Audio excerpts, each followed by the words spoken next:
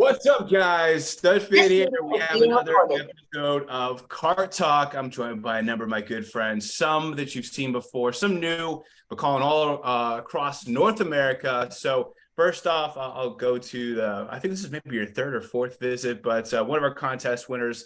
You actually won it, I think, in the summer. It's just taken so long to redeem. But welcome, Crazi. How are you doing, man? Hey, I'm pretty good. It's a pleasure to be here and pleasure to compete in your challenges as well. Keeps me too occupied. It's, Mario Kart Tour, it can be, if you're just going for ranked, it can be a little monotonous. So we like to spice things up, different action count competitions. I think he's won our action count, been crowned action count king 4 times, which is actually the max with So Crazy. Similar, name. It's actually kind of easy for me that you guys have similar names, but also kind of confusing at the same time when you're trying to tally things up. So obviously one of the most the things that you're one of the most famous for, at least in the Spy 2K household, is your world record on Rainbow Road. I believe that's what was the total action count, and just remind those at home who hadn't heard the 15 interviews about your experience on the track.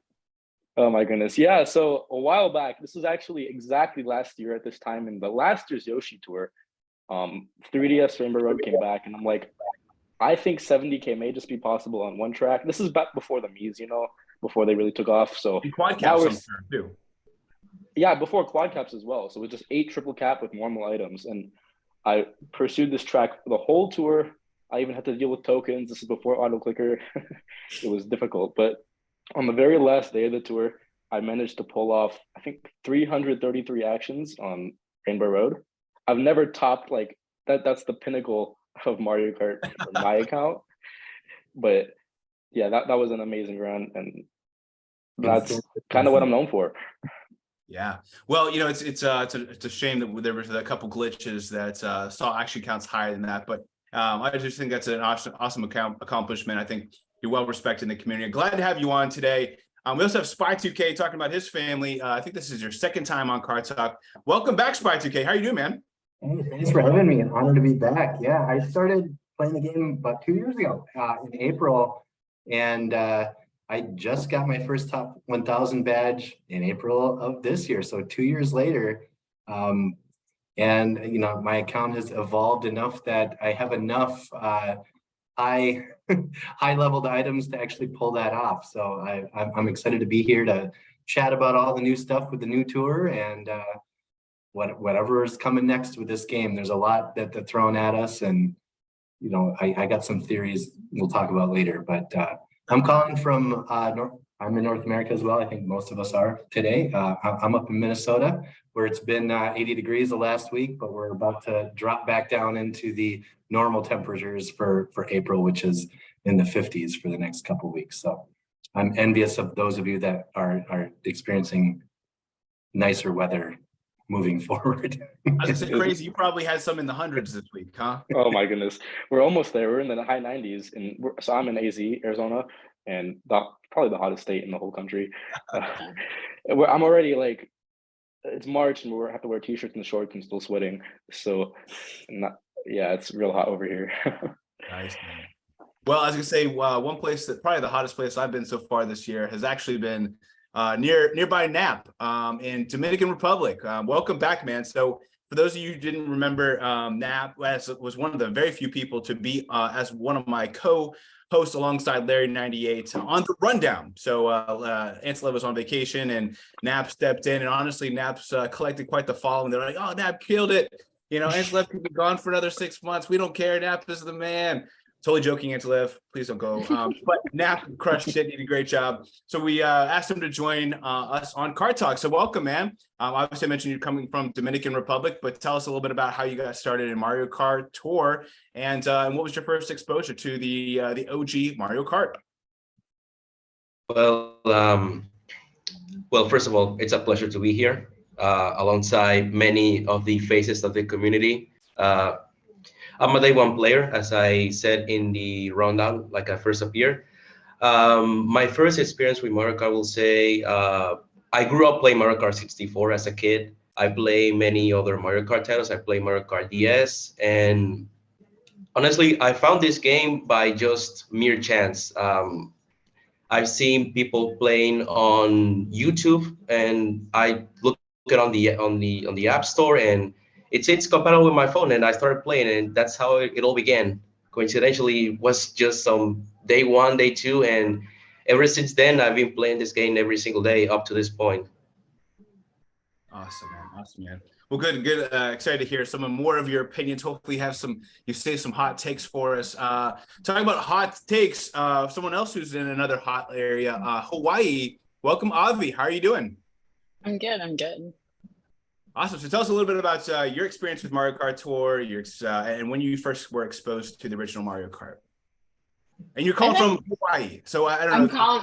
I'm calling big from land. Honolulu, in Oahu. So yeah, I would say like him, my first exposure was Nintendo 64 with Mario Kart. Back then, I think I was more into Mario Party and like what came after. But still, in my house, we're big car people. So like anything that had to do with cars, like Grand Theft Auto and like everything, we were into it. So like that was a thing. But I'm technically a day one player or of tour. It's just that I never caught on playing on the phone. One, because my phone was smaller when the game came out.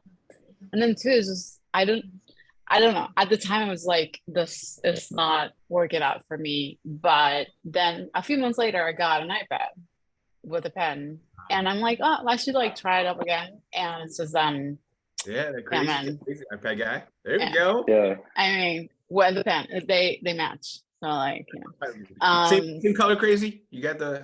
I got a purple one actually. Nice. So. Yeah. But that's the thing is that it was just natural to me the moment that I started doing it with the pen. I did not see myself playing this game any other way. Anytime that I dropped my iPad, I was like, oh my God. Yeah. Not because the iPad is so expensive. It's more like I cannot play next week if I don't have this. So like, but yeah, that's pretty much the thing. It's just, since I had a break in between starting the game and then retaking the game, ever since I retook the game, it became my purpose to make up for that. And so it was like a day-to-day work of like, okay, I know this is gonna take a lot of effort and like resources to like get my account back to the standing that where it should have been had I continued playing. Thankfully now it happened and it's shown, I think. That's awesome. Great. Very cool. Well, excited to get more into your experience, obviously as a beloved member of ER, where you're well respected in my mind, and excited to hear some of your opinions as well. Now, we do have a face reveal, but his work you've seen left and right. That's right. We have Alberto with us. For those of you who did not know, I had a gentleman by the name of Marco, who's in Croatia, work with me and help put together the slides, kind of tag teaming them for the first, I think, year and a half or so of doing the rundown. His schedule became very difficult to have access to a computer. And I think as we were getting more data coming in, the deadlines kept getting later and later. And so it was just became much more difficult. So I was doing it for a little bit and it was becoming quite taxing. And then the Lord dropped Alberto into my life. And he's been helping me put together the slides on the rundown. So if you watch the rundown, put a big heart emoji or something in the chat for Alberto. I'm excited to introduce him to you today. Welcome, Alberto. How are you doing, man? Hi, pretty good and excited, but nervous, but we'll see how it goes. You'll do fine, man. So tell the community a little bit about how you got started in Mario Kart back in the day, how you started playing Mario Kart Tour, and then as well as we've been kind of getting hotter and hotter a little bit on this call, where you're calling from as well. I'm from Mexico City. I started playing Mario Kart Tour in the first winter tour. When I think it was Daisy Holiday. Was that different from the Ice Mario escapade that happened? Or was it the same thing?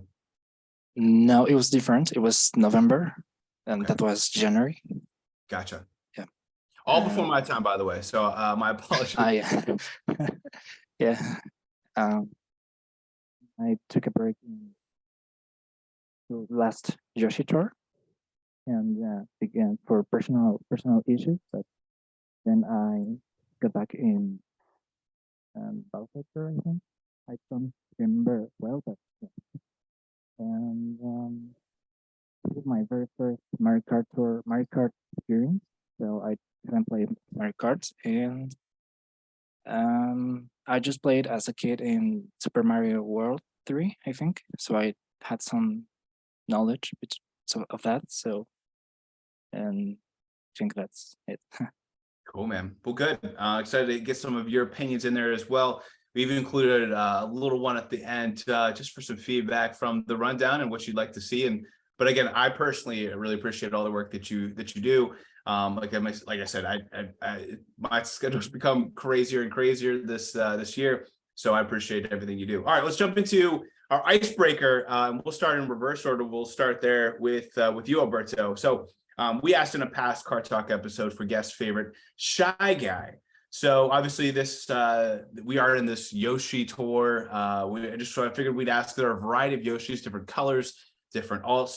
So what's your favorite Yoshi alt in Mario Kart Tour? And then I'm sure we'll get kind of some similar answers. So if you want to add in there, what's the Yoshi alt we don't have yet that we need?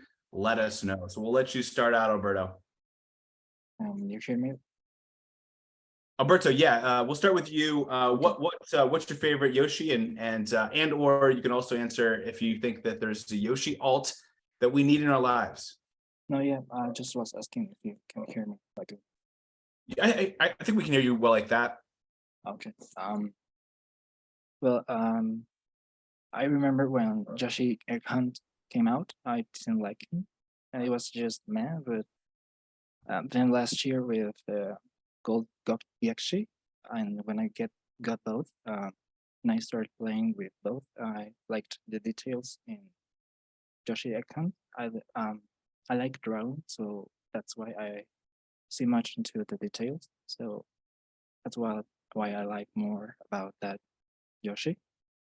And the Yoshi, I think I would like to see maybe a Yoshi surely squintly. It's a dog variant in Mexico about that. It's related to the Day of the Dead, and I would like to see that variant in Yoshi, but I don't think we will. And so, yeah. You said it's kind of like a duck. You said kind of like a duck. Yeah. That's have cool. you seen Coco? Coco. Oh, yeah, Coco. Yeah. Dante, it's surely squintly, and that's the cool. one who guides the dead to the underworld. Nice. Oh, I love that. That'd be cool if they did like a Mexico City and they had on Mario Kart Tour and they had that or one of the skeleton bones or something like that, or maybe on for Cinco de Mayo. We got a month left. Oh, there we go. Oh man, that's a nice shirt. Love it. I like that. That's cool. Love it, man. That's awesome. Well, hey Mario, you got less than a month for Cinco de Mayo, Mexico City. Make it happen. No problem. All right, Avi, what's icebreaker favorite Yoshi alt or a Yoshi alt we need? It's gonna be hard to beat that one. I tell you. I know. My favorite Yoshi is actually Kangaroo Yoshi. I think the design is good. I mean, it's not as detailed as Alberto was talking about Egghand, but I think it has enough accessories on it. And it's just like a perfect scale and has great coverage. And like that was like one of my first boomerang drivers that I just like, yeah, you were the guy. I think that we need a giant banana Yoshi. But like design wise, I think for as like cliche as it sounds, I kind of feel like we need a Caribbean tour where like there's a Caribbean Yoshi with a giant banana. I mean, we like our bananas. So like, yeah. That's I mean, let's get a raise of hands. Who likes giant banana? Just as a fun skill. Got hands up. Crazy? Oh, So crazy! We need to take a break from the time. Come on now. What don't you like about Giant Banana? All right. Okay. This is first of all, this is very controversial. In my opinion, I just have a frustration like with getting a ton of action as a Giant Banana. It seems it's great if you want to get like 85%, 90% of the target, but to actually hit like 100%, it's kind of difficult. And from my experience, maybe I'm just not good placing the bananas, but sometimes I have these coin frenzies that are outscoring Giant Banana or like out actioning Giant Bananas. To me, it's not as much of a plus skill compared to like Lucky Seven, even, and then coin box and boomerang. That's just I still have Giant Banana drivers invested in it, and I enjoy racing the skill here and there, but I'm not as passionate about it as many players are. Well, yeah, you want to break records, man. You can't break records with Giant Banana. I feel you, man. I get you. You don't want to be handicapped, but I mean, it is. I think for a lot of us, 85 is totally cool for us, at least in my boat with my time. But yeah, if you're trying to break world records, Giant Banana is definitely on your not on your top list. Yeah, I'm kind of an overachiever with like the skill. Even like Lucky Seven though, it's somewhat handicapped, but I just enjoy the stalling. I think it's very like creative how you have to stall and stuff. I really enjoy that a lot. With Giant Banana, like it's kind of straightforward, so that's just my preference. It's just easy being just front running, which is I think why some of us just like to use okay, it. I don't mean to. But it's also satisfying. But I'm also a very like Lucky Seven enjoyer. Like that is if you awesome. like put it in the scope of things where like which skill you would prefer, I think Lucky Seven would be my favorite. However, there's something so satisfying about the Giant Bananas, just like destroying everything, not only right now, but like later in the future. So you're like kind of like, yeah, let's see how this is gonna work out.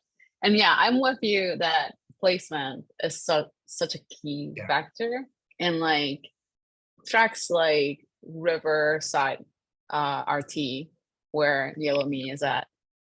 I've been experimenting with that a lot, and like it's just a matter of like how you angle the driver and drift while doing, so that you're like just launching towards the box in a way that it's just not disappearing into anything. But as opposed to like Lucky Seven, sometimes it's just like destroys everything. It's just like destructive. Yeah. I do wish there was like, I know we've been asking for it for years. I doubt it'll ever happen. Like a replay capability, so I can kind of see like where am I dropping them, where they run into them. Because I'm just kind of, I mean, even if I know they have like a reverse button, but you can't really see because there's a lot of turns and it's so zoomed in too. The button's so zoomed in, it's hard to see anything. Yeah. So anyway, I'm with you there. This is good little tangent. It might come back up, I'm sure, as we all pretty passionate one way or another about Giant Banana. But we'll go to you, Nap. What's your icebreaker answer for favorite Yoshi alt, and or is there a Yoshi alt that we need in our lives? Well, for my favorite Yoshi, I think I'll have to agree with Alberto on this one with the Yoshi egg hunt. I like the design because not only it's cute, but it also fits thematically with the Yoshi. So Yoshi is tied with Easter, and he has his own day in April. We just passed this some time ago. And the design that Yoshi is inside on an Easter egg, I think it's pretty neat for Nintendo to do so. I also like his animations. They're pretty cute. For a Yoshi that we may need, there is this poster card that has like Halloween characters in it.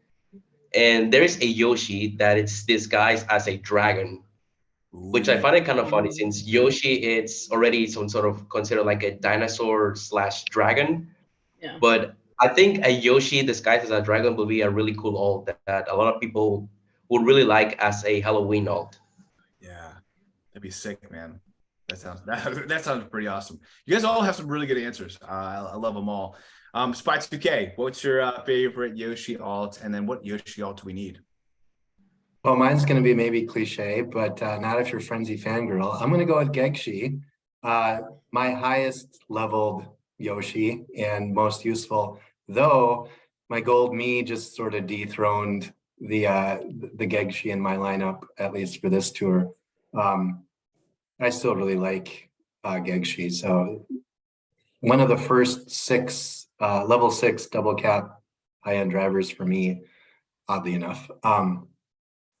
My most desired, I was going to go with something along the lines of Vacation Yoshi, and I like the Caribbean twist on that. But I was imagining him, with some sunglasses and in a really cute shirt in some way, shape, or form. And then I would also say Giant Banana, but I did ask my son this question, and he just broke out laughing with Cat Yoshi. So he.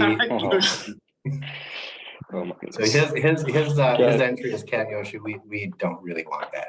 No, So- but you know what? It's probably the highest likely of all the Yoshis we've Exactly. Yeah.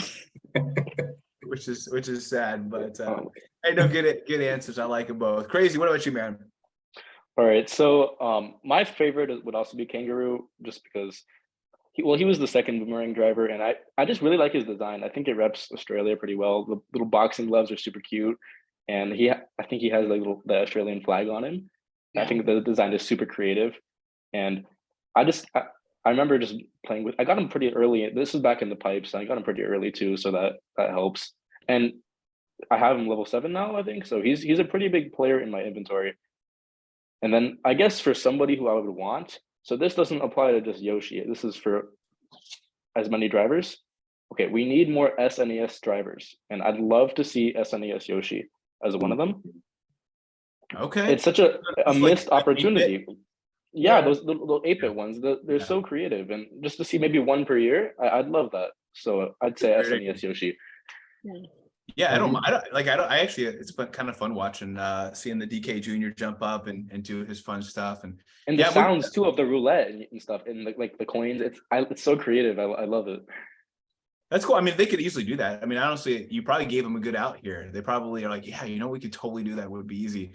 And maybe it's harder than it looks, but no, good answers. I think for myself, I actually, Kangaroo Yoshi was who I voted for as my favorite design back in the very first award ceremony. I just love the way he looks. It's so creative. Like I'm so glad they did it.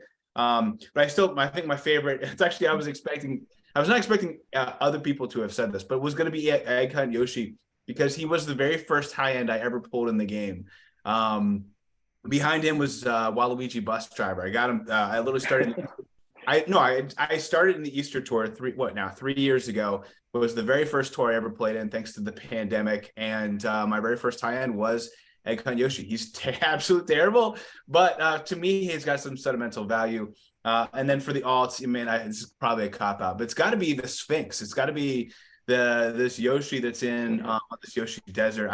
I'm a big Egypt fan myself, and so to see him kind of in that Sphinx on the Yoshi Desert is so cool. And I'm really glad that track is going to come back. I know it's a little windy and it's for Coinbox and other stuff, but I mean, I can't wait for other skills to get on it and some of these other variations in the future to be in ranked and stuff, because it is a cool track. I really like the desert now. Maybe I'll get burnt out on it, like literally. Now that we now have 2, and then who knows if we get Egypt again. But I think because we've went 3 years without any type of desert type of track, that's for me, it's just like I'm really enjoying it. So let's use that as a segue to talk about the Yoshi Tour.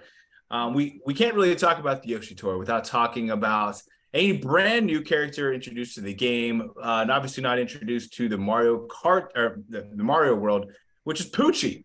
What do you think about Poochy? So we kind of talked about how Lucky 7, and we'll maybe resurrect some of the favorite skill conversation. But we brought up Lucky 7 is fun, but with non-skilled Mii's, it can be kind of tough to invest in. They seem to be kind of dying out. If you think about some of the things like Mario Satellaview, Charging Chuck, they were really, really good for like 3 to 6 months, and then they just, for whatever reason, they just get replaced by other top drivers, top skills, whether it's Coinbox or Boomerang or Mii's, etc. So, did you spend 105 rubies to get Poochy? What's your thoughts on him, and what's your kind of opinion on plus skill non-Mii's?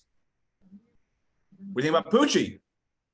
I like him, and I'm with Avi and Crazi. I really do like the Lucky 7 skill, so I've got Poochy on the shelf just to have him, but I've already invested in Light Blue Shy Guy Explorer, so unfortunately he's not getting any playtime other than to listen to his cute little bark. And Oh yeah, You have a cute bark. I haven't gotten him.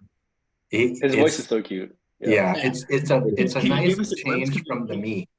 Can you What's sound? that? Can you give us a little glimpse? Can you try to sound like the bark for us? Oh, it's like a little yip, yip, yip, yip, yip. But you know, like after playing so much with the Mii's and it's so monotonous, the Yeah. you know, the Mii voice, I really wish that we could swap that out because that's the worst part about playing with the Mii's is listening to that. So It's not the like- Mii's voice. It's your voice. It's your character. why can't Hey, we I don't take responsibility for that voice.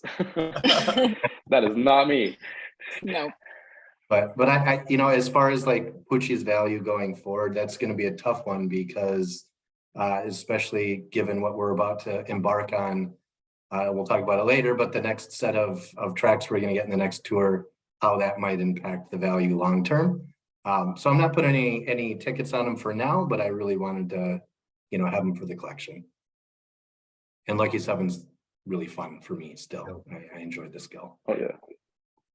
Yeah, I mean, I'm loving Poochy as well. Like, I really appreciate any original character they add. So I bought him for sure. Like, that wasn't even a thought. Like, as soon as reset hit, I stayed up just to buy him and just to race with him.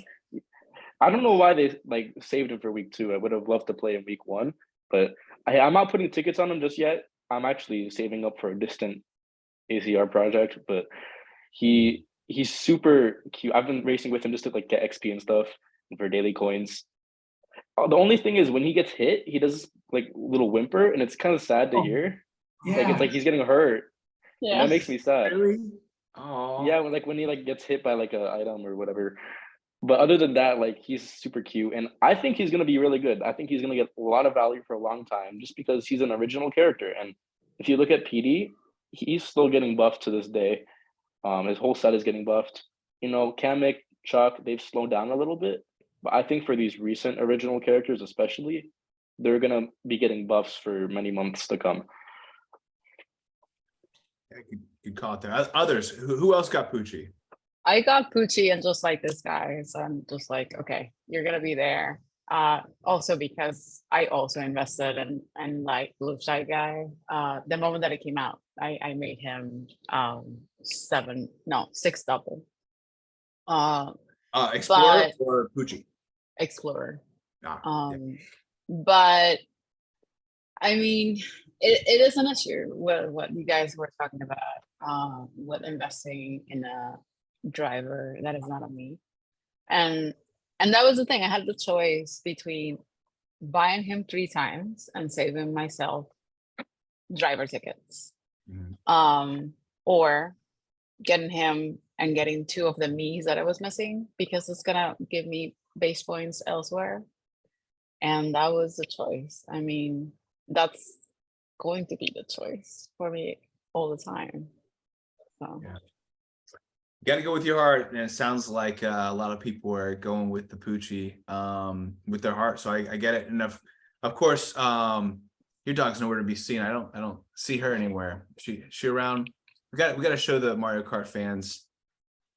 We got our own little Poochy here. Aw, so cute. she's also very poochy. Like, look at this stomach. My goodness. She's What's her name? What's her name? This is Maggie. She is born and enjoyed and a sunbathe enjoyed. She's very much into leisure. She's absolutely no active whatsoever. But yeah, she knows whenever it's 8 p.m., which is when we do that reset here, that whenever that happens, she is not even trying to get my attention. She's like, okay, so I'm gonna go take a nap. This is not gonna happen. nice. But yeah. I was gonna say, Crazy's. I think Crazy's cat saw that there was a dog on the screen. And was like, I run for my life. I think Crazy's screaming for us, Yeah. staring down the cat. Anyway, all right. So anyone else go with Poochy? Who else has an opinion on our new dog friend in the game? Well, I also bought it. Well, I'm in the same situation as Spy2K over there. I bought Poochy, but not because I need it. It's my way to it's my way to be happy with the game, with how they introduce a brand new character that no one did expect. It's a huge surprise honestly. I mean, when a Yoshi tour comes around, we expect like maybe a new Yoshi, a new Birdo, and something else, but no one was expecting Poochy. So this is my way to be like a thumbs up for Nintendo for the character representation. Yeah, you're like casting a vote. It's like saying, I like what you're doing, keep this up. And that you Yeah. do that with your rubies. Yeah. Yeah, I appreciate that a lot when it came to with pipes. Is just you're voting with your rubies, and I'm still on the fence about getting them. I feel like I'm just gonna get them just to get them, just to show Nintendo my appreciation for the new character. But what about you, Alberto? Did you end up getting the little puppy dog? Yeah, I got him, but if I don't need to invest in him for ranked, I will not invest in him.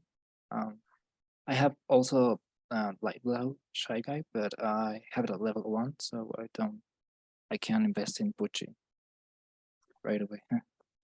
Yeah, so I have a question about that. So Yoshi's Island RT, we've kind of talked about it a little bit here so far. One of the hardest top shelf driver coverages I've seen quite some time, probably since the introduction to the Mii's, with there's no top skill Mii, there's no non-Mii, Coinbox, Boomerang, Lucky 7, well, obviously Lucky 7, but Giant Banana. But then you have these two new drivers. You either go in Light Blue Shy Guy Explorer, Poochy, or you're going into Goomba Mii or some other type of Mii.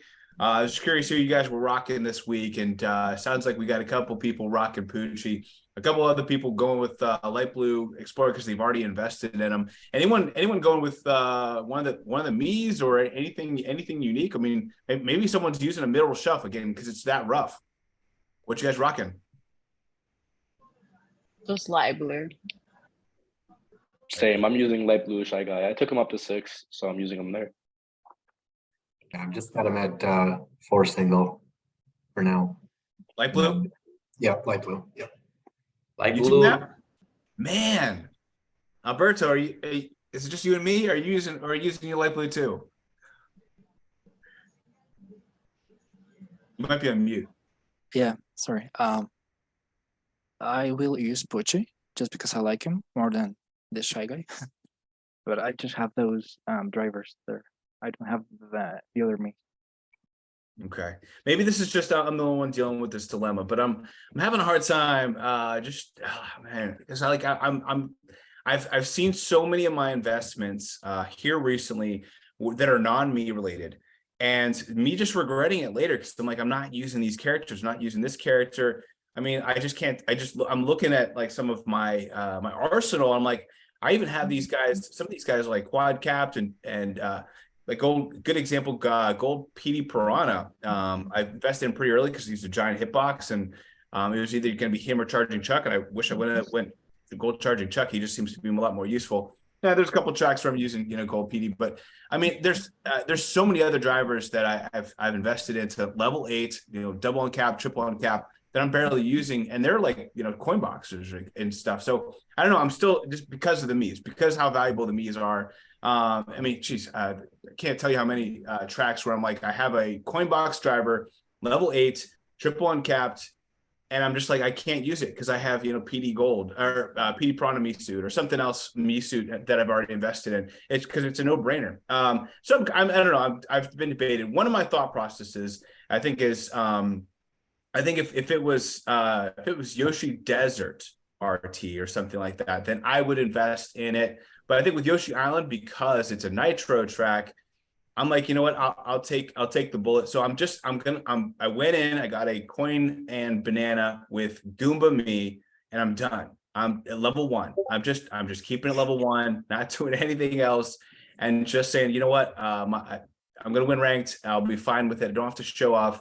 But I feel bad investing in a nitro, which is kind of a self-serving segue to talk about nitro tracks. So we have the Yoshi Island this tour. Obviously, we're categorizing it as a nitro track. So do you think it'll follow the Sky High Sunday nitro track trend of not coming back, maybe even up to a year? Do you approach the coverage of nitro tracks / Yoshi Island tracks differently, knowing that we may not come back until next Easter? What do you guys think? I really hope it's not. I'm hoping that they'll incorporate this track into the game more often than they did Sky High Sunday, but that's just wishful thinking at this point because we have no idea. But I feel like, and then this maybe will be a theme with some of my answers. I think we've got a different set of developers than we had maybe even a year ago or 2 years ago. And I don't know that they're in the same mindset as developers that influence the game in its earlier stages. And I think we're seeing some of that with how they're treating the tour element of bringing cities into the game. Obviously, now we're going into a third season with a city tour that is a season, and I think that's partially going to influence the longer term direction of the game. So that all being said, and we can come back to that, later. I just hope that because Yoshi's Island, is honoring a classic game itself, and that they created the whole, course to do that, that it maybe will be treated differently than some of the other Nitro courses. But who's to say? I think that stepping from what you just said, that is an original track for this season or like this tour. I mean, maybe it defies logic on how developers think sometimes, but I would think if I were on their shoes, you put so much work into developing such a great track, because it's, for me, things like this track or Piranha Plant Cove, they're so beautifully done. They are so pretty, and like, yeah, they will have elements that do not work correctly, or like that we don't personally like, or like, but at the same time, they're so well done. And for me, it's a waste of resources to then just bring that track for one time a year, if you do. So in the case of Sky High Sunday, I would say, okay, it's a pretty track. I don't think it comes to the detail that this one has, but I think it's also a waste to go into all the work and then just like give us Warrior Shipyard for like 5 tours in a row. You know what I'm saying?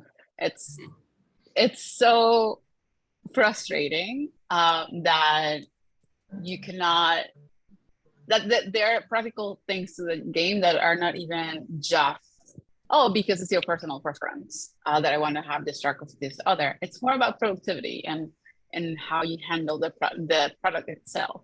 That makes no sense sometimes. But we never know what happens behind the scenes. Maybe they did not have enough developers at the time that we were getting Warrior for months at a time. But I really hope it comes back. One, because I'm going for top 100 this tour, and I haven't had the time to really enjoy these tracks, because I'm kind of like, okay, let's move on. Like, let's just keep going. And I want to play that track a number of times more, like, enjoy the stuff that I'm not seeing, the things that I'm not discovering about the track. And so, yeah, I hope that they come back more. I think we can all agree that they're awesome. I mean, honestly, Piranha Plant Cove is like my favorite track now. But yeah, I mean, this one's right up there with it. I mean, just the different aesthetic views, like the little purple monster with the the 3D head. I don't know. There's something about it. Just like, it's so cool. But I don't know. I think from like an investment perspective, I got to think with my heart. Think with my head, not with my heart, right? So, what do you guys think about Yoshi? Are you guys investing uniquely, or are you just kind of treating it like everything else that you're investing in, just saying, you know what, hey, it's ranked, I'm treating, or I'm focusing on this track because it's in, I got to win these rubies, got to get this, got to get my I guess what do they call it, I'm blanking on the name, but the extreme challenges or whatever. Oh yeah, the extreme. Where you got to win, you got to get to time 299 and win again, and you're like, I don't want to invest in these tracks. So what's your thoughts, guys, though? We'll get to the rest of you guys on Yoshi Island investments. So in my opinion, so this is kind of a hot take actually, but if you're a player who focuses on ranked and not ACR, I think a Nitro track is the most valuable track to invest in the whole game. And I'll explain why. So The thing is, we have so many tracks at this point. I mean, like, we're seeing even regular tracks only show up once or twice per year. Like Maple Treeway is only showing up like a couple times in the autumn season. It's been a year since we've seen Koopa Beach. And like I'm just picking out examples, but almost all tracks that aren't super new, even Daisy Cruiser, we haven't seen that for almost a year. Yeah. Like that one seems like it might be a summertime track. Yeah, it could be. And so the thing is, even when they do come back, since they're older tracks, and since Nintendo's releasing so many new tracks, it's almost 0% chance that older track shows up in ranked, and even newer tracks at this point, just because we're getting so many brand new tracks To a tour. now. Right. Yeah, So like with- 4 out of the 6 are a brand new track that we haven't even built into our algorithms. Yeah. Oh yeah, absolutely. And then the thing is with Nitros is, so first of all, I fully believe this Yoshi's Island will only show up once per year at this time of year, which is a huge shame because it's such a charming track, but Nintendo's pretty stubborn with the Nitros. The thing is though, every time they come back, they're guaranteed to have 2 of the variants in ranked at least. And I think to have that guaranteed twice per year variants in ranked compared to other tracks, like I don't think we'll ever see like Luigi's Mansion in ranked again. I don't think we'll ever see like Yoshi Circuit in ranked again. I don't think we'll ever see Dino Dino Jungle in ranked again. I don't think we're ever seeing these tracks in ranked again.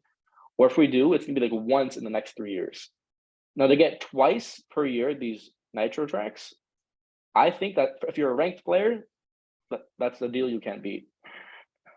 Man, that's spicy hot. I like it. Man, that's some mind-blowing stuff. No, I think that's a real smart way to play. You know, I've always been of the thought of, you know, zig while other people are zagging. And I think if you are only going for ranks and you don't care about ACR, man, certainly plant your flag.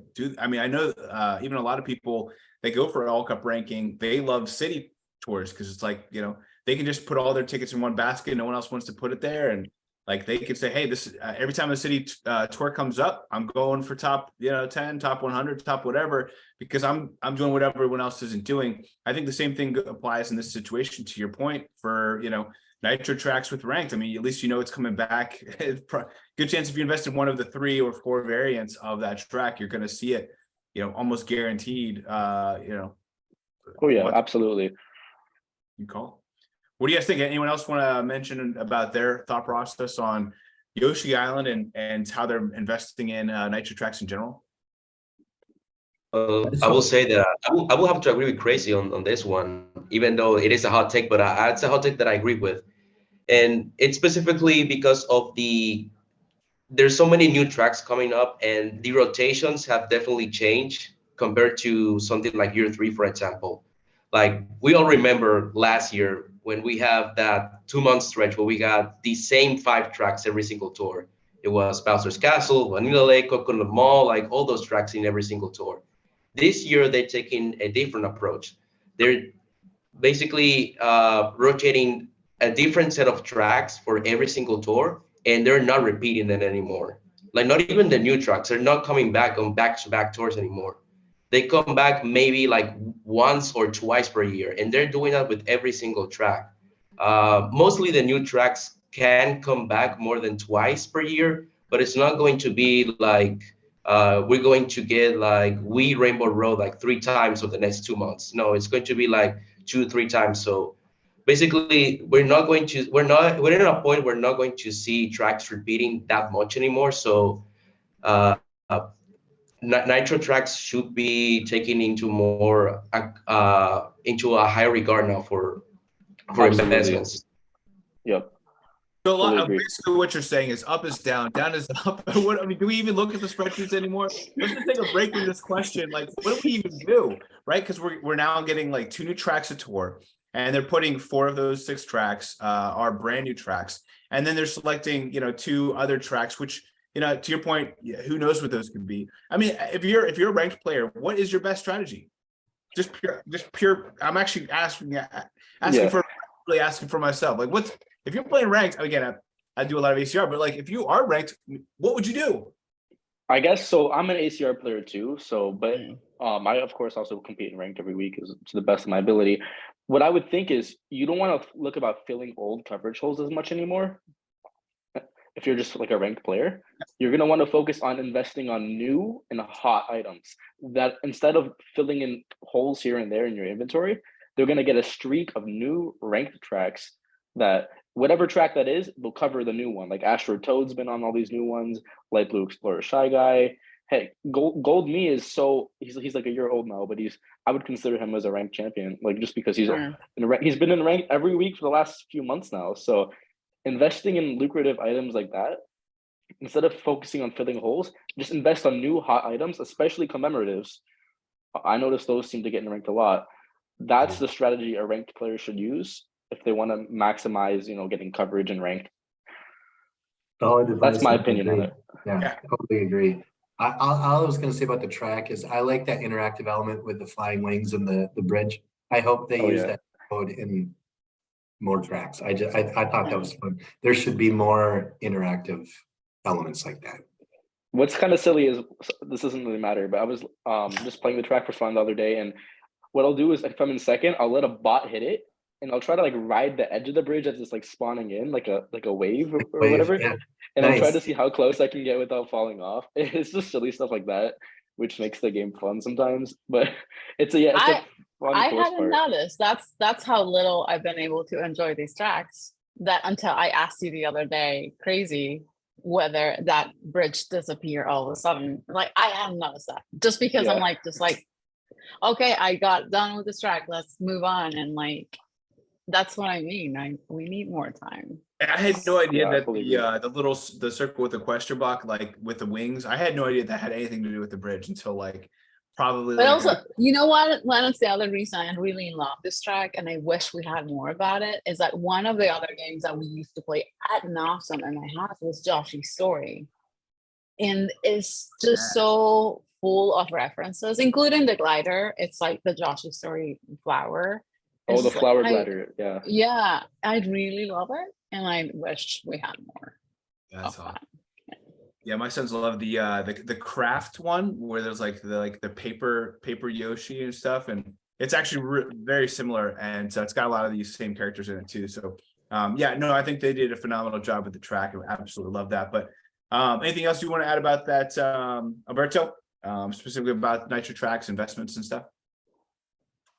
Does it make just hearing all this conversation about they don't even care about the rundown the sheets that we do, just because it doesn't matter at all. But I think on the flip side, Crazi brings up a good point. It's kind of riding the hot hand. I think the top 10 does a really good job of that. Is like, Toad Astronaut is in the top 10. He's a newer driver. Does he have a large number? I think I just remember still would hear people say like, oh, this one has more tracks than this. Well, it's okay.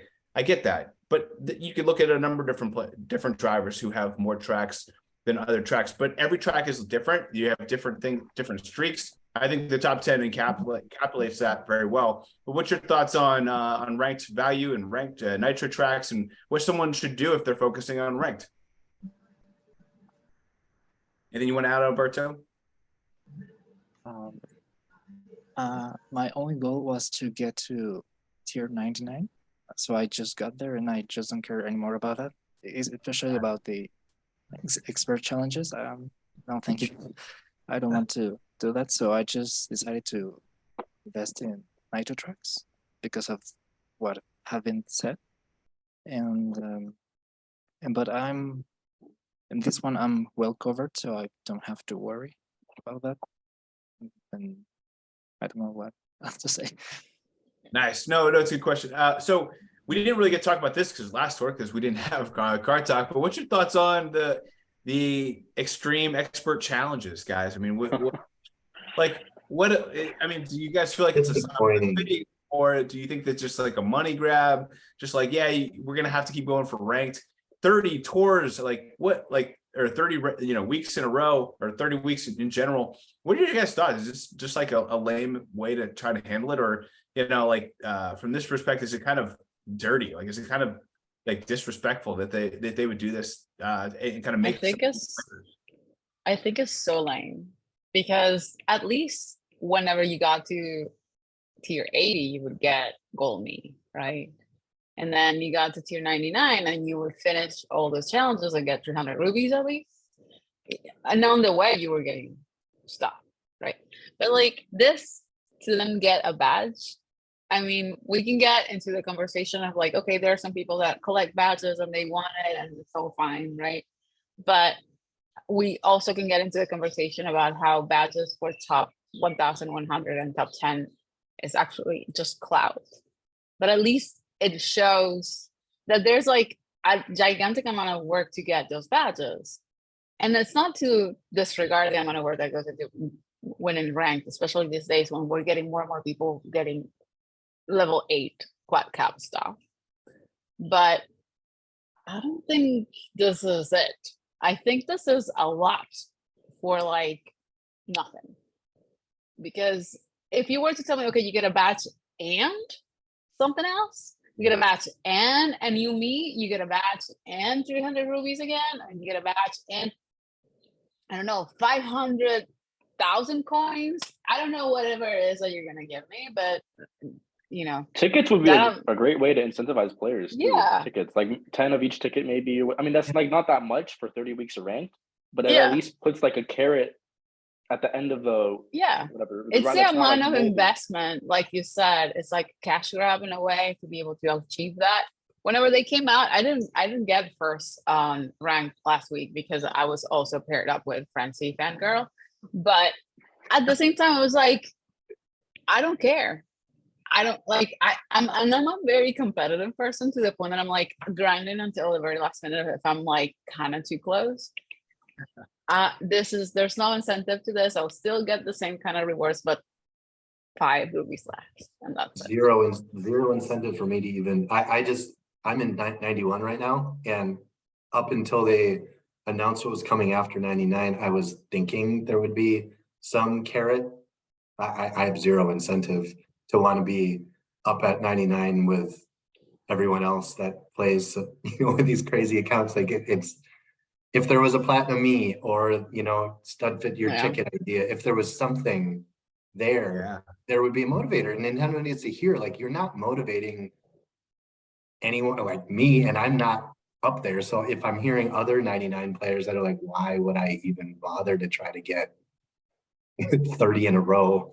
Like I think the problem is it's not motivating anybody. The people that are gonna get it would have gotten it anyways without the motivation, just because they commit that much to rank with their account and their time. And then the people that like, there's no like middle ground. It's either you just go for it or you just forget about it, because there's no incentive. There's no like nothing incentivizing you. It's just you'll either get it or you don't. And I guess for me, the big letdown was how they like kind of hinted at it before they actually released it. I think it made us all think, it would be some very creative, interesting challenge that would really push the limits of each of us as a player.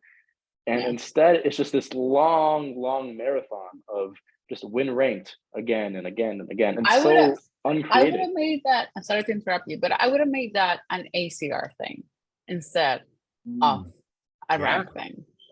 Because at least you're killing two birds with one stone. Many people complain about how ACR is basically a cloud situation. So like make it about ACR and give us a reward for like actually getting top 1,000, top 500, top 2,000, top 200, and so on. Because even that's another thing. Every week you're competing against people and checking out what they've done in the game. And you see them, all of them or most of them will have, if you're like high enough, a top 1,000 badge if you like ACR. That could mean anything from it's a person that got 999 to it's a person that got 101. And it tells you nothing about the skill of that person. So like there's so many things that you could fix about ACR and I know it's not related to this, but make that expert challenge about, because with 45 tracks, you need to be an expert just to like get through. So like, well, if you think about like to Crazi's point, like who are they motivating? In this case, tier 99 to get ranked over and over again, like that's gonna, like the whales are gonna do it in their sleep, but even a whale has to put in, even myself who has a pretty beefy account, I have to put in 12 to 15 hours for all cup ranking top 100 every tour. So for me, even I have to achieve it. So I think that's a great way. It's the same will of people that you actually have to make them play the game. Yeah, I don't think this. I think that what this does is it buys them time, gives them 30 tours to do something maybe bigger or to do something. I'm probably a little pessimistic, but I feel like it's probably just gonna do something minimal again. But no, I don't see the value of I don't think this is going to motivate people. And really, I mean, if you're a newer player, you just started it 6 months ago, like this is so far in not even close to something you're going to achieve this year. So you'll never see my gold badge ever. It is never Yeah. getting. It would take like 4 years. I love for them to give an achievement where whether it's, and that's why I think why we do in our server the action count competition is like anyone could jump in. It doesn't matter what account you have. It doesn't matter, if you have level 1 or I mean, I think you'd have better chances with a higher level because you can get frenzies and stuff. But I mean, like anyone can step in and just play and just compete for action counts, and I think that's what's interesting. It'd be cool for them to do something around those lines too, as compared to just like, hey, how much can you spend? How much can you beat other people? I don't know. I think it's a little bit of a cop out. We'll see what happens in the future, but I think what they're trying to do is buy them time. They should have had Ride the Bridge wave, Crazy. That would have been fun. Yeah. Oh my God. Like, and then there's maybe like a blue coin spawns at the end, and you have to like catch it or something. Imagine they like put stuff in the tracks like you have to find for like these expert challenges. Yeah. These are just ideas they could have done, like they could have made it really something fun, like a really like exciting set of challenges that pushed us as a player or just got creative, and instead it's like the most boring, monotonous thing they could have came up with. It actually makes you think whether they've been doing any kind of, audience measurement or like, kind of like panels with people that actually play the game anywhere, whether it is over there in Japan or internationally, because I don't think that anyone that actually plays this game would have given feedback that was it. Yeah, no, I fully agree. I don't think they're that much in touch. Just kind of something they came up with, and everybody's like, okay, that's fine. And no player is actually like, that's kind of boring. Right. Yeah. Well, assuming we're the panel, listen to Crazy's idea, Yeah. insert some hidden red coins and blue coins and Easter eggs. If you run the course exactly right, you get that perfect line, you feel like you hit all the actions right, the game should recognize that and reward you. Yeah. No, I mean, I will say though that they are doing some unique stuff with tracks, adding in aspects that we haven't seen in other things. Like you seen like this geyser with like the coins all the way up, and like I don't know, there's things like that it seems like they're paying more attention to the track than expert challenges, which is fine. I'm glad that they're doing it that way, to be honest with you. But just hire a consultant or talk to us. We give you some clear advice. Now B-Rad Geo asks, which huge shout out to B-Rad Geo. He was the only one who submitted a question other than myself. So we have to hit this one for sure. But B-Rad says, with Yoshi's Island being based on Super Mario World 2, Yoshi's Island, are there other specific games you'd like to see a track for? So thank you, B-Rad. Appreciate you giving us that question. What do you guys think? Any other specific Mario games or any other games in the Nintendo series that you'd like to see a track for in Mario Kart Tour? I got one. So obviously they like stopped developing battle courses, regardless of whether we like the battle courses. They keep sticking them in ACR, and heck, they even put them in ranked still, which is ridiculous. But they got more battle tracks, and how about some like battle tracks based on like, I don't know, Mario Party? Give us like Peach's Cake or something. I know, Like, so cool. Yeah. That would be so good. yeah, That would be there's so much amazing. to dip into, and we're just getting nothing. So And the same song too. They use the same song Right. for it. Yeah. Why? Like, anyway. Yeah, that cake land's pretty sweet. Yeah, other games, guys, what do you think? Yeah, so I really like the Halloween themed items in this game, and Halloween in general in this point of the game is usually like my high point of the year. And just even performance and just like taking King items I Louis like. expansion, level 8 right? Yeah. quad cap, Oh right? my gosh, yep, don't regret it. He's my guy. Oh my goodness. But So we have a Nitro for spring. We have like Ninja Hideaway. Summer we have, and then I guess also now Yoshi's Island. And then summer we have Sky High Sunday, and then winter we have Merry Mountain. But for the fall, there's like this empty space. It seems like they're using Maple Treeway as like the centerpiece track for that time of year, but that's not a Nitro track. That's a Wii track. So what I'm thinking is, what if they made like so we have a Luigi's Mansion track already, but what if they made like a Nitro track based on the more modern games, and you like climb like the skyscraper or like whatever in like the Luigi's Mansion 3, and and like you go through the different floors, and then you like glide out of it and go down, and like the different floors are pretty creative in that game, and I think that'd be a pretty very fun track to explore the idea with. Yeah. Just any like fall Halloween Nitro would be super cool. I thought about the same lines of you with Twisted Castle, I think it is the track. What's I called? think it's 8. Twisted Castle. Oh, I think it is. Twisted Mansion. Twisted Mansion, yeah. Yeah. Like that would be a nice one to have. That one's pretty cool, yeah. But like especially one like honoring, like how this Yoshi's Island really honors like the Yoshi series. Yeah. It would be so cool. Like the DS Luigi's Mansion course, that's cool and all, but that's like very like based on specifically the first one, and it's not really like that directly tied to it, I'd say. I think one maybe like more like representing all the Luigi's Mansion games. That'd be super cool. I like that a lot. Some good ideas here. No, I mean, I think that there's some pretty cool stuff. I would have said prior to tour or two ago, some more desert stuff, because we weren't getting it. Now I do wish we had more beach stuff. Like for whatever reason, they haven't really brought a new one in, which is fine. But I'm really hoping they bring it back with a city. Like Miami or something, and have a beach theme and have some cool stuff going on. I love the LA Laps 1, still probably my favorite city track of all time, just like going through the beach area. Which brings us to, again, I'm like T-balling myself up to on these transitions, but let's talk about Athens, right? So we got this brand new city track coming up. Athens is finally here. Who's excited for Athens? And why? Now you have to answer why. It's an awesome new city track. We play this game. It's Mario Kart Tour. We're touring the world. Right. It's been I always appreciate the new tracks, and just seeing how like Nintendo's take on representing the culture of the respective location. And I'm loving what they're doing with this Athens track. It's called Athens Dash, I believe, with the structure. I don't know the names of the structures, but with like the different pillars and temples, and there's like there's like a hill section you climb up with like rocks falling.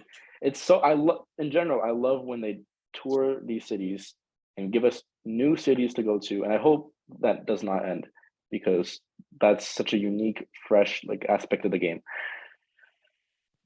I think that's the end game. I wish we had an alt with like the like the Greek outfit, like with like I don't know, the Versace looking logo, like I don't know, something about it. They should have had like a Zeus DK. Right?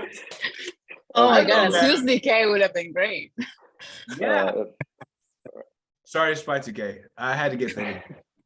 I just think the cities are it is the tour, right? So I think that is like ultimately not the end of the game, but that's what they're going for, is this whole world tour. So the fact that we're getting these tours that are named for seasons, but they're all city tours, I feel like that is both the culmination of probably some new infused developer input on how to address that. Also, I think there's an element of trying to dilute some of the accounts that are super powerful based on the non-city coverage element. And I think this comes back to the way our community has analyzed all of the coverage and devalued the city items because of the infrequency of their return. And what we're seeing with particularly how they've treated the autumn tour, the winter tour, and now the spring tour as all city tours, that's the first reaction it seems in the community is, oh, it's all city, and it's not necessarily an exciting reaction because that means your coverage is going to be more difficult, particularly when it's multiple tracks, right? I think I read today that we're going to get two variants. Yeah.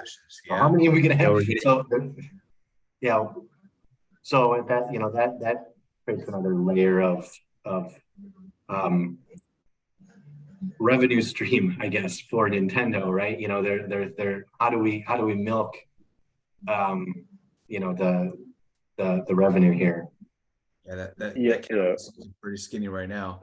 we I'm also with- might be, or yeah, we might be seeing more than just those. So we have like the Athens 1 and 2. Carlos gave us that information, but also that Paris battle track that was data mined ages ago. That's very likely, in my opinion, that's very likely to show up next tour just because Paris was present. And then also, I know there's some missing RTs for the Berlin courses. So we might be seeing like 10 or 11 new tracks next tour, and they're all cities. That's super intense for any account to deal with. I think wasn't it Hydra who did some other stuff with Amsterdam too? Wasn't there another angle or another route or something in Amsterdam? Maybe, I think Either Amsterdam's way, yeah, done. you're right. We could have some crazy new. We could have 4 or 5 new tracks if they wanted to give it to us. But that's kind of been their jam anyway. That's kind of been like what they've been trying to shove down our throats. Is like, hey, here's coverage you didn't know you needed. Cover. Good luck. Given this seasonal trend, we should not be surprised when we get a summer tour that's all city tracks. Yeah. What city would they add to that one? What new city would they add? It's a good question. Maybe a I'm beach just glad- city.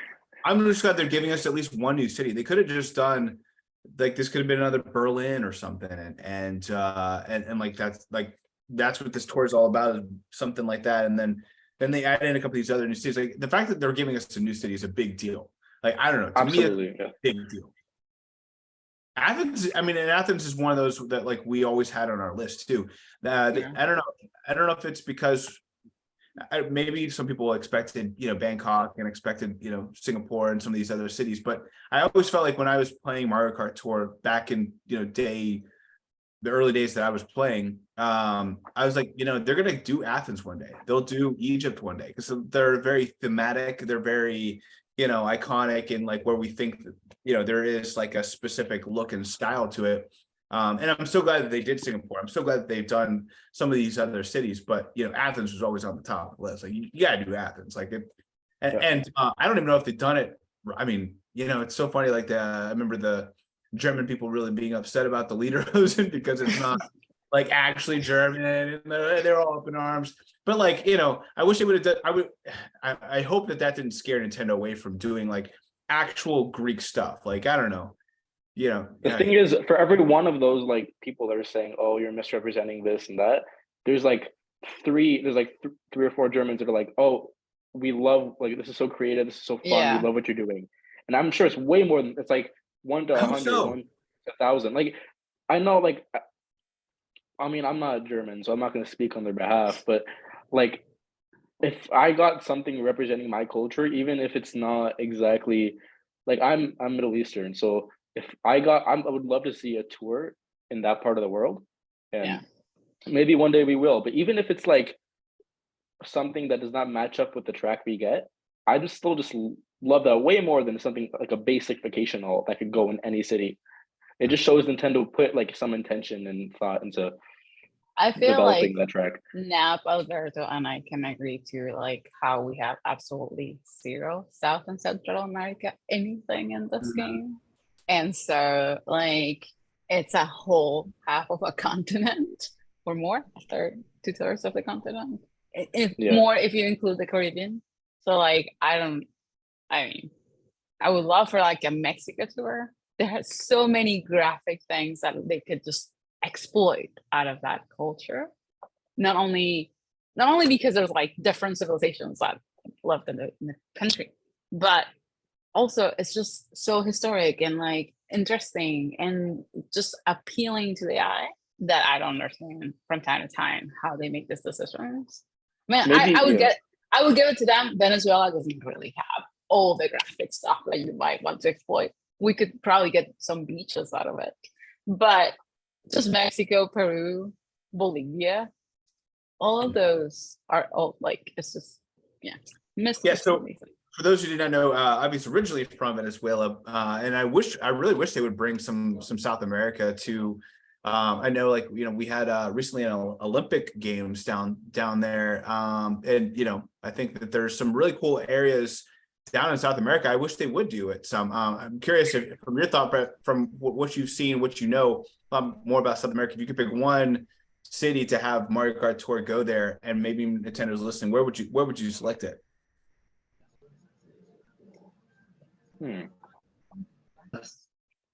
I'm gonna give it Alberto. Alberto should go first.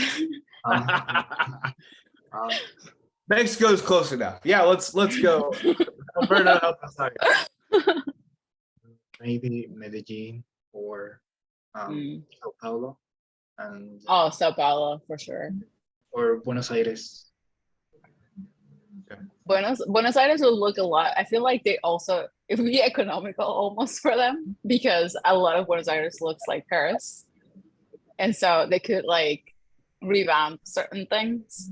But I think Mexico, if they were to go all in for like a design of like a set of tracks, just Mexico City itself, it's a very intricate city and has so many areas, and there's so many ruins that are underneath the city that it would be so interesting to be like, oh, okay, so here's a normal building, and then all of a sudden there's like a ruin in the middle, and like, or like, you know, church or like whatever it is that they want to portray. But also the Yucatan Peninsula has so many other things that can be shown that I don't think people have seen other than Chichen Itza and all the other things that are there, that are actually designed to like be straight up in tour, like, you know, just like the roadways that they use to communicate between the cities in that peninsula. But if I were to choose anything other than Mexico, I think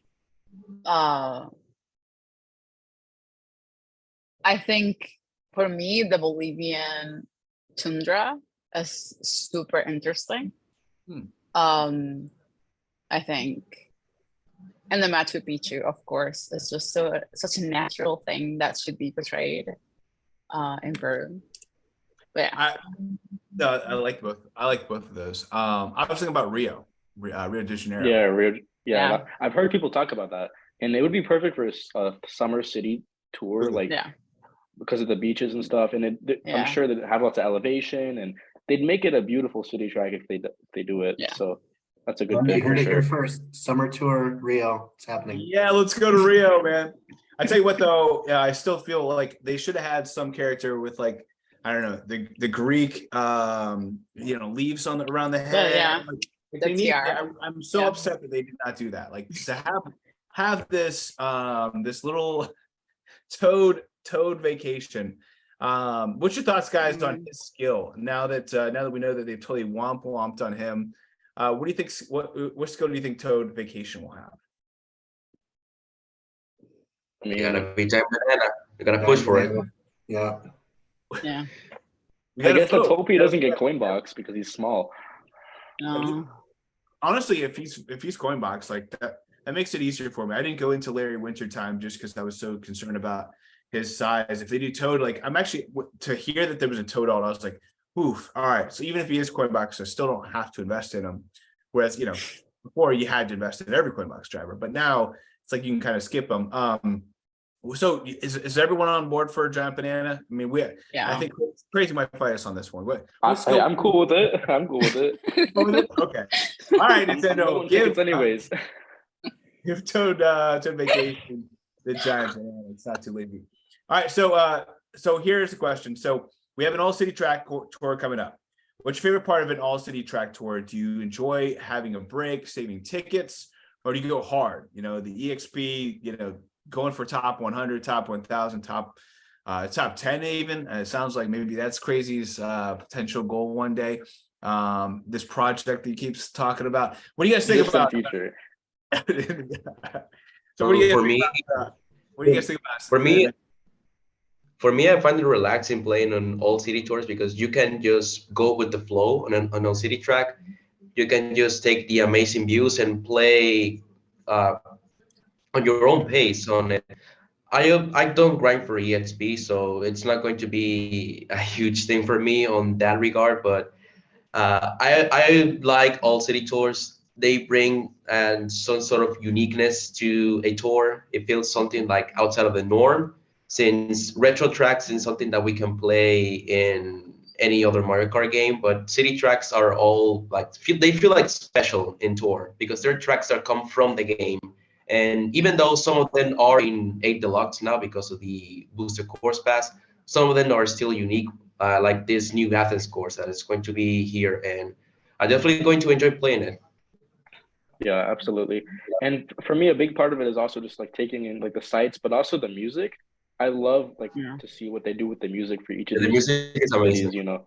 Just like enjoying the tracks, you know. I'm not a huge player XP grinder either, so that's not something I might rank up a couple times, but just like enjoying the tracks because we don't know when we'll see them again, maybe in a year, maybe longer. Yeah. But fully agree with Nap. For me, it's more like, sorry. For me, it's more like, okay, I do take advantage of the EXP boost that you get. And I will usually probably get, in city tours, I'll probably get like 5 stages done because I am also super behind on grinding the XP. But because of the way that my account turned out to be by taking that break, I don't have an account that misses out on city tours. Also because my mentality is that discriminating against city tours is wrong. I've never been the person of like, oh, I'm not gonna upgrade that thing because it has 10 cities and 8 normal tracks. If I like the item and if I like and if it works for me in those 8 tracks, regardless of having the 10 city tracks, I'm gonna invest something. So I'm actually curious to see how my account fares in this city tour because I've been focusing on building my account to be a very like wholesome account. Yeah. Yeah. And so this will be a good measure to see how far I took it into unbalancing it because before it was more like, oh, this is a city tour account more than it is this. So we'll see. But I've never begrudged city tours. It's for me, one, I enjoy it just like Nap said, because like it just brings a little bit more freshness into things, and especially tracks say like London Loop and that are like different and have like so many elements and whatnot. But I would say like, okay, Paris is not one of my most favorite, but like still something that I enjoy. But I'm really excited about it, Athens. I think the elements I have seen in the trailer are pretty exciting. Like Avi, I have been investing in items that work regardless of the city or non-city coverage, particularly probably in the last 6 to 8 months. And so I'm kind of looking forward to seeing what items I get to use that I typically haven't seen in the first third of my top deck, you know, in the last several tours. So I guess, you know, I'm looking forward to a little, I guess, item diversity, so to speak. And I kind of alluded to this before, but I think the city appearances are going to continue to become more frequent. And I think they're trying to blur this distinction between city, non-city, that whether or not they're paying attention to the community. Not, but like, you know, it's more around, we've noticed trends with investments and, you know, the purchase rate of certain things that they're trying to encourage the dilution of the stronger items in the stronger accounts in order to encourage more investments is kind of what I'm thinking is going on. But we'll see, because I feel like as the game continues to evolve with this new set of directional heading from the developing leaders, the project leaders, what this turns into kind of as the game moves into whether this is like the third phase or, I don't know how it's been laid out in their game plan, but I think we're in a new way of producing tracks and tours. Well, I like them because I do grind for XP, and also like AviQado. I invest in the good items that I like. For example, Hot Rod, I made it level 8, and the red and gold umbrella to in the winter tour. That's because they cover me a lot of tracks, so I decided to level them up. Nice. Yeah, awesome items. Yeah, the gold, especially the umbrella. No, I mean, I think that I think if what I enjoy about All Cup ranking every single tour is that you get exposed to new tracks, and I think they do a really good job of rotating tracks, regardless of whether they're city tracks or nitro tracks. And then every new track is usually there twice. So I think for All Cup ranking, I don't get bored with this game because I do All Cup ranking, because I just get to jump into the game and enjoy every single track, every single day, every single week, I don't know, like it just, to me, because they do such a great creative job, whether it's nitro or whatever, like you're just enjoying these tracks, and there's just so many. There'd be some back in the day. I remember there'd be so many tracks, so I'm just like, oh, I hope they don't bring this track back again. I'm so burnt out on this track, on that track. But like now, it's like, man, even if they bring back a Luigi's Mansion or something, I'm like, oh man, this is like, I could live without Poochy Lagoon. Like I could Me live too, without absolutely. that track. yeah, all right, we'll make the exception. I would not be Don't mad lose if the that never track. really appears again. I take 6 months a Warrior Shipyard over that. There you go. Like Well legit. said. Well said. Well, does anyone have a do not bring back list? Do you have this does anyone else have any? Because I think Chip Chip Lagoon is the perfect answer, but is there any else? It's a post-it that says Cheap Cheap Lagoon. That's my list. Just one. For me, anyone else have any other hated ones that you do hope that they don't bring back? Hard to compete with that. For me, like I'm just one of those people that just does not like Baby Park. So and it's in rank this week. I already played it, but I'm not. Yeah, I hope.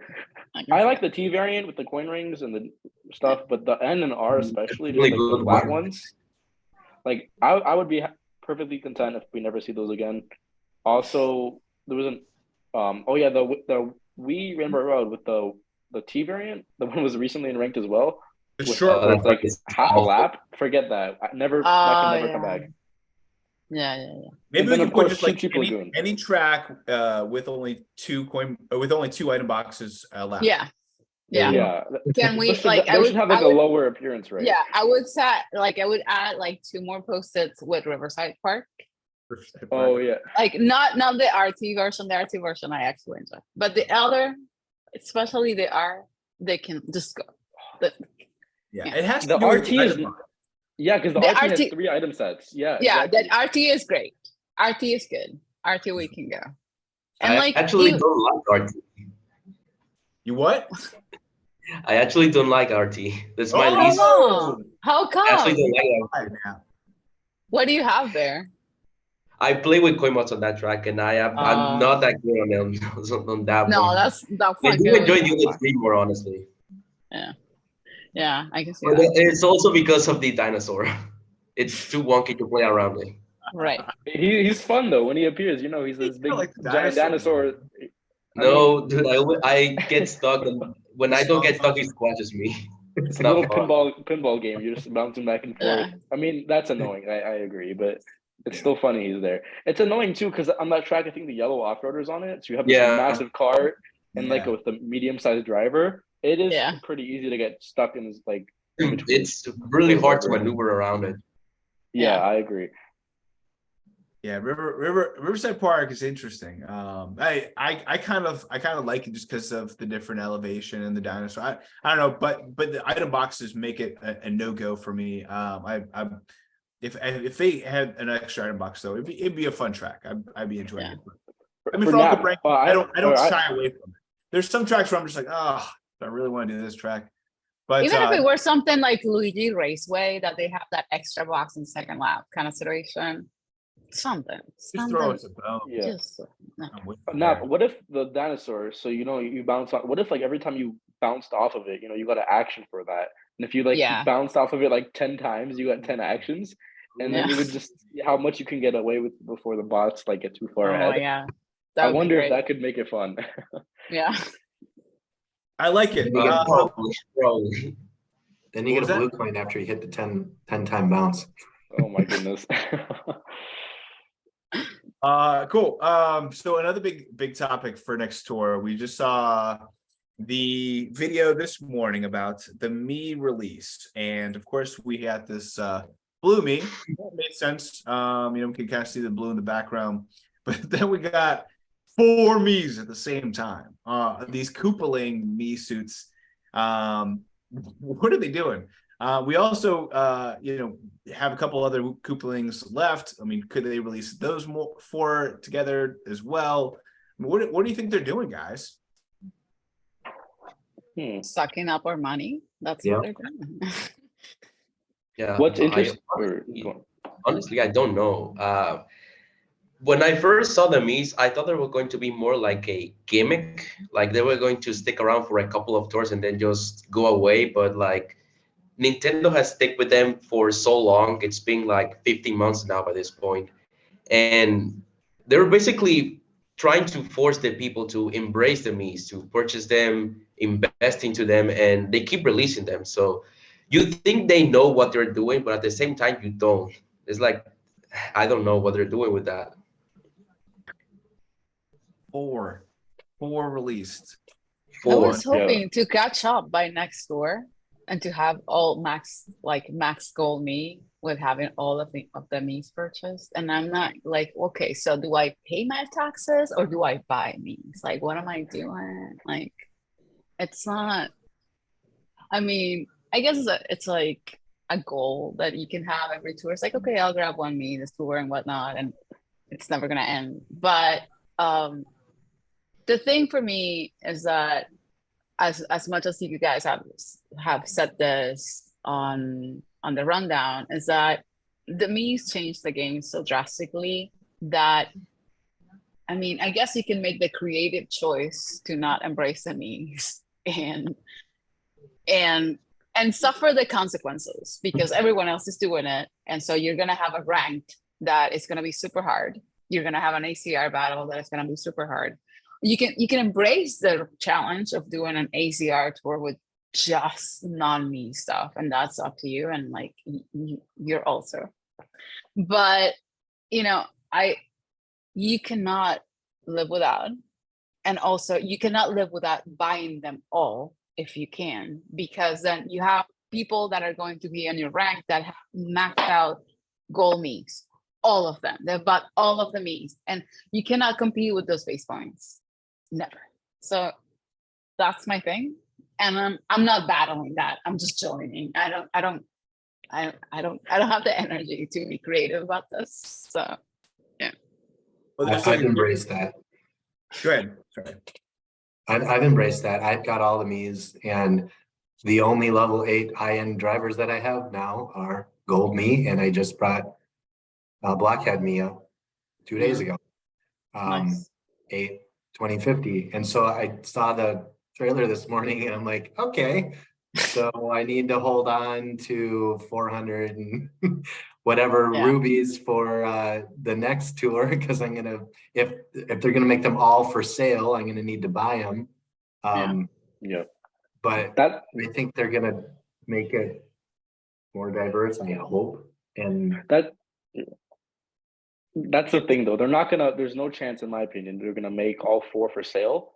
I think a max we're gonna see just 2 in the shop for 140 rubies for 2 of them, and then we might see one maybe as a rank reward, and then hey, this is a fun idea, I mean, maybe put 1 in the token shop, like they did way back with the dolphin Mii suit. With dolphin, or maybe they do 1 Mii suit each week. Each week. Yeah, so maybe they could do like that. But I guess my point is it wouldn't be that bad to. You don't need to save like 200, 300 rubies because I think you only just need 70 extra than usual, which can be frustrating for somebody who's like getting on each tour like barely enough because the Miis are sucking up those rubies with the Mii tax. But I don't think it's gonna be. The 4 did look daunting. I don't think it's gonna be that daunting on the rubies. Okay. Anyone else's opinion on how we get them? Do you think they're gonna go with just first for ranked instead of first, second, and third? When They're was the probably last gonna time just make it first, only Yeah. first. Like whenever the first, I think the first blockhead was only Yeah. first. That's Yeah. right. That was so brutal. Oh my goodness. I know. I mean, that would fit in with this whole like in encouraging winning, 99. Yeah. Well, I guess if we go in expecting that, it won't be such a surprise. Yeah. But So like then it'll again- be it will be a brutal rank though, because everyone will want to have first. Especially if they put the Larry in the rank because he's gonna get the boomerang. So people are gonna go extra hard for that. So that's It's the only plus skill one. Yeah. Unless we like get a a Morton. Larry, and then maybe next round having the Morton in there between Morton and Larry. Like we're gonna go all out to get these guys. So then the question is, will that be the time in which they end the base K, the base point boost? At Because this it wouldn't point, you be to don't their- know. Yeah, I it hope wouldn't it be to their ends. advantage to introduce that at that time, because then we can start selecting what we don't really want, and like they want us to get them all. So that's what kind of my I mean- short answer to what everyone's debating when that base At some boost is point, gonna end. At some point they should, because my bank is getting worried. And so, I mean, no, joking aside, for however much money we all spent into this game, if you do spend money in the game, I think though, I mean, even if you are a free to play player,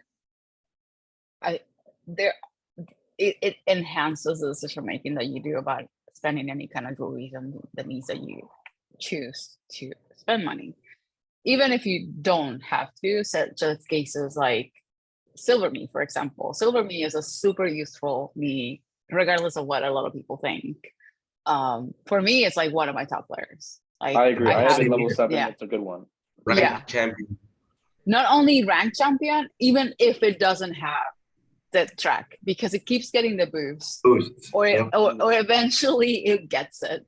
And I cannot remember the amount of times that Mii has saved me. So, fighting the idea of the Miis, it kind of seems like a wasted time. Just embrace the freebies that you have. You get the bronze Mii that has a top skill, even if the coverage is just cities. And so like get rid of your apprehension about cities and you'll have a winner thing. And so on. But like, I honestly feel the cap needs to come at some point, because it's exhausting for the players that do not have the ability to be spending rubies week after week. It is just, it's unsustainable for the middle ground player, because you're never gonna catch up. The thing is, like, I have all the Mii suits. I've been very consistent about collecting them, even at the cost of, if that means I can't buy something else with rubies.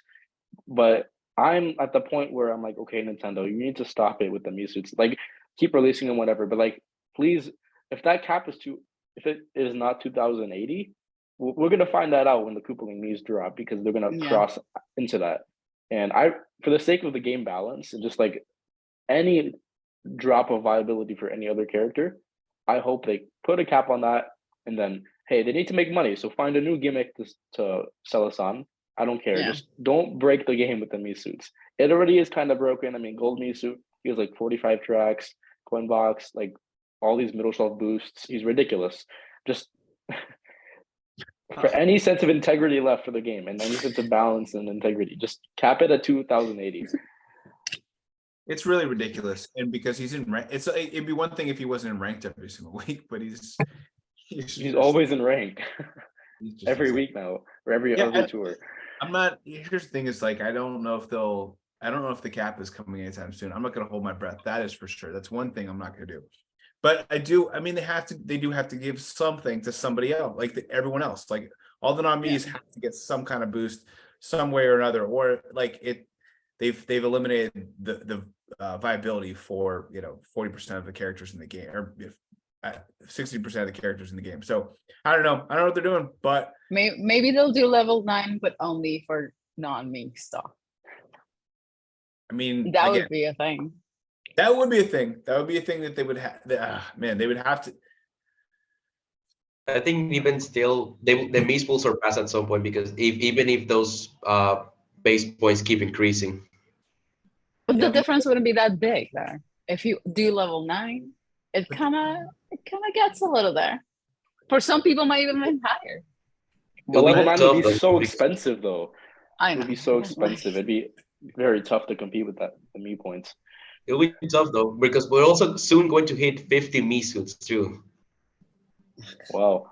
I just don't know how that they're just gonna say, hey, everyone, this people can use this resource, this people can not use this resource. I think they'd have to introduce a brand new resource. I think that's the only way that they could do this. I really don't know how else. They can't just say, we're gonna limit, this can go to level 8, this can go to level 9, this can go to level 10. Right. I just don't see them doing that. I have a hard time wrapping my head around that. I mean, there are so many other things about the interface of the game that needs to be improved. So like asking them to do that would be just like a heart nerve. So instead of a new level, and in the same vein of giving the non-Mii suits an advantage of some sort of transfer mechanism, like transfer that skill from one character to another, or the cap. But I mean, I talked a couple times about the, a blue ticket or some kind of like ticket where you earn it and it allows you to be able to change the skill for like 24 hours or some like short period of time. Yeah. And it all goes back to how it was. So I think I've always been like, please, that seems like a fun way to do it. But like, even then, even if you made, baby peach cherub coin box driver, is that really going to even move the needle? And it probably isn't even at this point. Like it doesn't even. I think what they'd have to do is introduce something like when I think about games, I think about like say Pokemon or something where they like mega something or like crystallize something or like make something just like all of a sudden explosive, in base points or something, but like limited to a certain period of time or limited to some way. But if they had some kind of ticket that made something very powerful and they limited that powerfulness, I mean that's one way they could do it. But I just it has to be the research. I don't think there's any way that they can do things the way that they've been doing it to fix the game for these non-plus skill or any Mii, non-Mii. Yeah. Maybe what they could do is they could, so the Miis have their base points, whatever, they keep adding more Miis. Maybe there's this Mii ticket that you can give it to a regular driver, a regular high end, and they now get those base points alongside the rest of your Miis. So they get like, if I put or not in Kimbu, but like, whatever, some coin box driver, that's not a Mii, and then suddenly now their base points are raised to whatever my highest Mii is. That could be a way to reincorporate regular drivers back into the meta. Yeah, I agree. I think that'd be a great way to do it. How you earn that ticket, they could totally rake us over the coals with that one. But no, I think they could save a lot of their items, and that would be really cool to do. I just have to make sure that players are not banking on that, because like right now, never too late to invest in the Miis, because even in that scenario, all the Miis you bought, all the Miis you won and ranked would come to your advantage in that scenario that you just mentioned. Crazy. Yeah. That's why I like it. Is like, hey, yeah, however much you've invested in Miis now applies to Meowser, or now applies to somebody else, because that's phenomenal, right? Unless you've been fighting against the Miis, which I don't think anyone should be doing. I don't think it's a viable strategy. It could be maybe kind of fun, but not winning is not fun, in my opinion. So, talking about not winning and winning, let's talk about some of you guys have achieved or are currently achieving something, or for Crazy's sake, has a project in the future.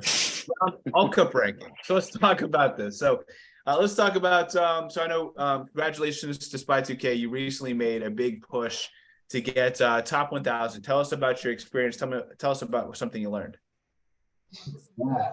So Ninja Tour was my first placement, and I actually, got up into, I think I was 3 pages in, so I wasn't just like squeaking on.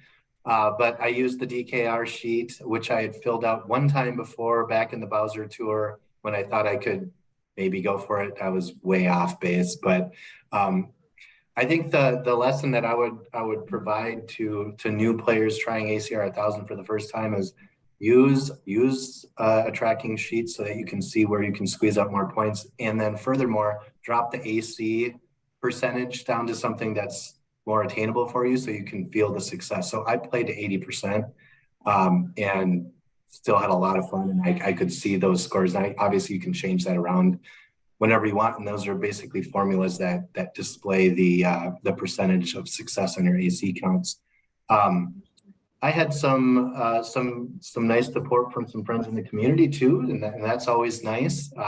Shout out to Kaiser Sose, Danny S, and Crane Bow, and Ronnie Cash, and let's see, Dan Ted, and a couple others. So you guys are all awesome and fun support in the background. Nothing like your the others on these podcasts with your top 100, top 10 runs. I get that that's even more significant, but I also had support from my family.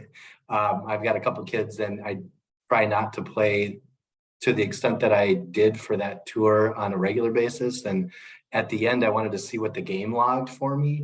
So I played that last course enough to get the time to come out, and it was 47 hours. So for me, that's way more than I would typically put into a game like this. But this tour, I wasn't going to go for it, and I'm not doing a sheet, and I'm in like 400 and something place right now. So I might get it back to back without even Congrats, pushing for it. So that tells me that the rhythms and the count are well leveled up, and I got to give you credit, Stud and Antilev and everyone else in the community that provides all the data that helps me make smart investments. I'm an analyst in the real world, and so I've taken that same approach with this game, and I think that's one of the reasons that I enjoy it so much. So I like the sheets. Like, to me, that's like second nature. It's like what I do in my normal job, so none of it's really too confusing. But that's the tip for anyone going for it. Use coverage sheets, and use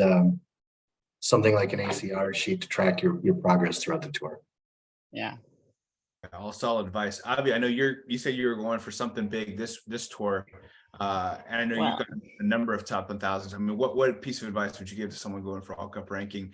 Because I do think this is a fun tour to do it in. There's a lot of fun tracks. We got double Yoshi stuff, and the next tour, again, this is, I think City Tours is the lowest bar to get top whatever, depending on if you're willing to make this investment. So Avi, tell us a little bit about your current situation. So I would say right now, I don't want to jinx myself, but I think it'll be fine for me to get top 1,000, top 100 this tour. I'm already well above the top 1,000. I could be more even, like, had I not had like a super busy week with work too this week. And like, I'm usually a person that, speaking of ACR sheets, I know that not every tour is going to be a top 100 tour, even though I keep trying. And I keep this to my, like, why is the reason why it's not happening? Because I've tried since Battle Tour, which is a long time to be trying for a top 100. So one of the reasons for me was that I did not invest in non-Mii quick enough. So that was one reason. And then the other reason is just basically my account wasn't still up to par to being a well-rounded account where I could be like, okay, I have enough to not only get to a 90% on my sheet, which usually is what you're going for, like that very first top 100, but also you have to have time. and you have to have endurance, especially now that we have 45 tracks. Before it was a little bit easier.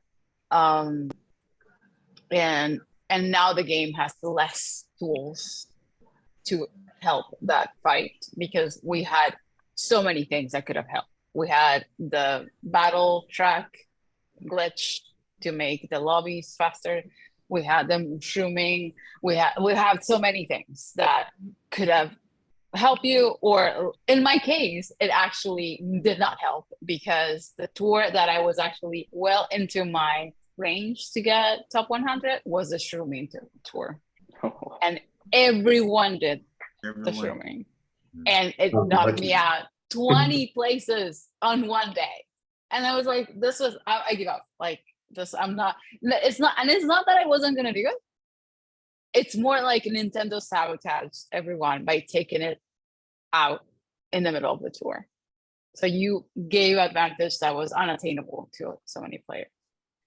But my advice to follow on Spy 2K's advice: 1, get serious about it. You have to plan for it. You have to have a little stash of tickets for yourself so that you can do the upgrades that you need. You have to learn how to use these sheets. They're the best tool that you can have, not only for achieving that particular goal, but to grow your account altogether. Like, I do not see any kind of routine about playing Mario Kart without having the sheets. Like, that's the first thing I do every first day of tours. Like, okay, where's my DKR sheet? Where's my Amphlev sheet? Where's my Maxi sheet? Did I upload everything on the side? On my check-in ticket up to myself? I'm the kind of person that I want to know everything before I do anything. So I keep telling Amphlev that I will make it up to him for all the work that he does on his thing. And when by the time that we get to the rundown, I'm like, okay, so I wasn't wrong about doing this investment. I wasn't wrong about doing this. Okay, that's good. We keep with this trend with, the Ty Daisy. Okay, we're still going good with Sakura. So like, it's the kind of stuff that you need to get involved. You cannot do it by yourself, like, because you don't have reference of what other players are doing. What's the strategy about stuff? So like, getting involved in Discord servers and having good conversations with people that are knowledgeable about it helps.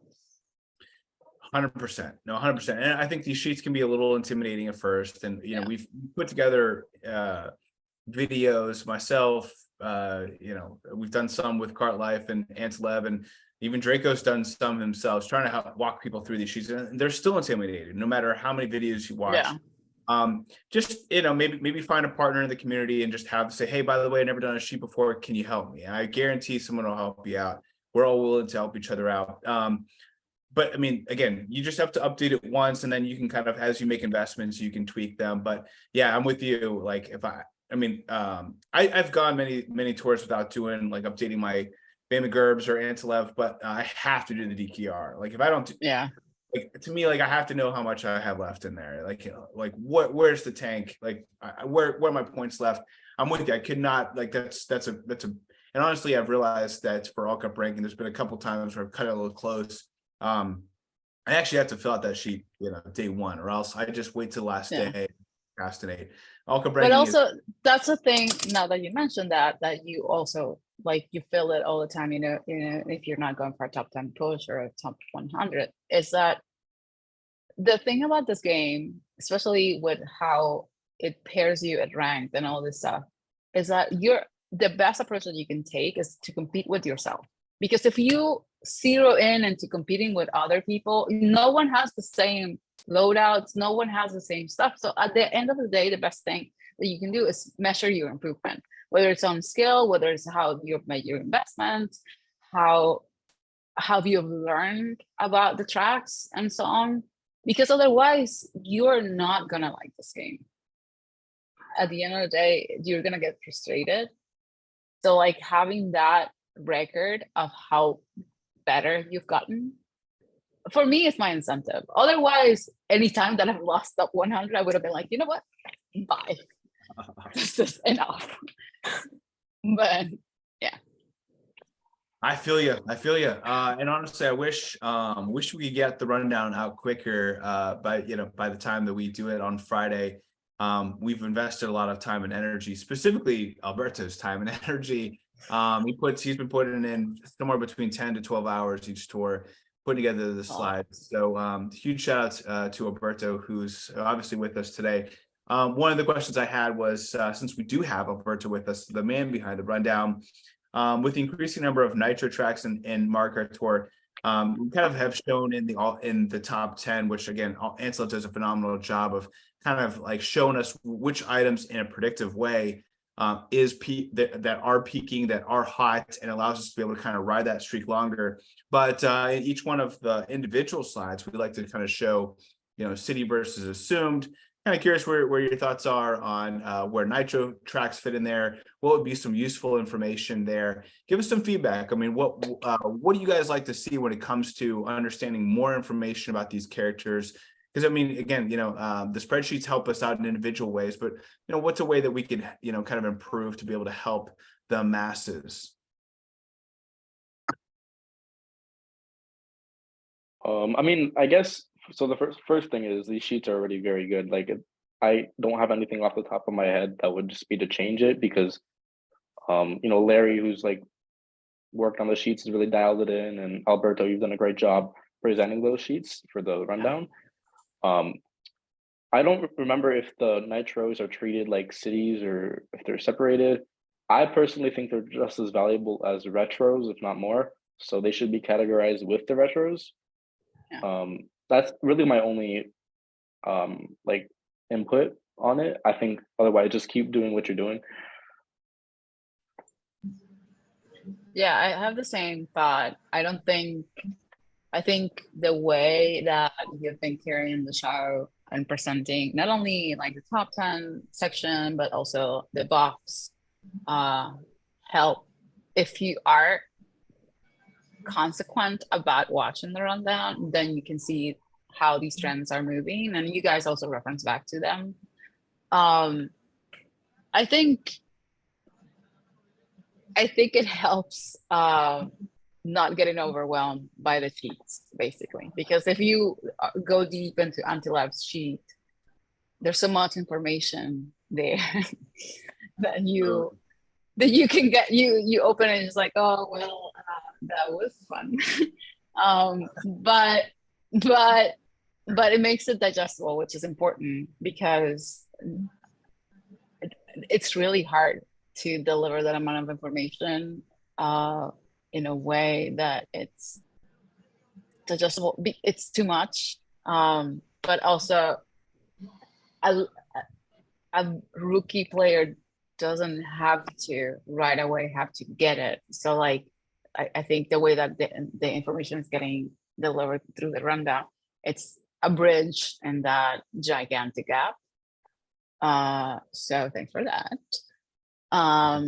But also, I think there's so many things that we can not to make the rundown longer and tie up your time. But I think there are other like sheets, like say like Maxi's sheet that has What is the whole, that? that's the one that doesn't particularly have a name. It just says Mario Kart. But Maxi is the one that develops it, and he works with Larry, so they work together.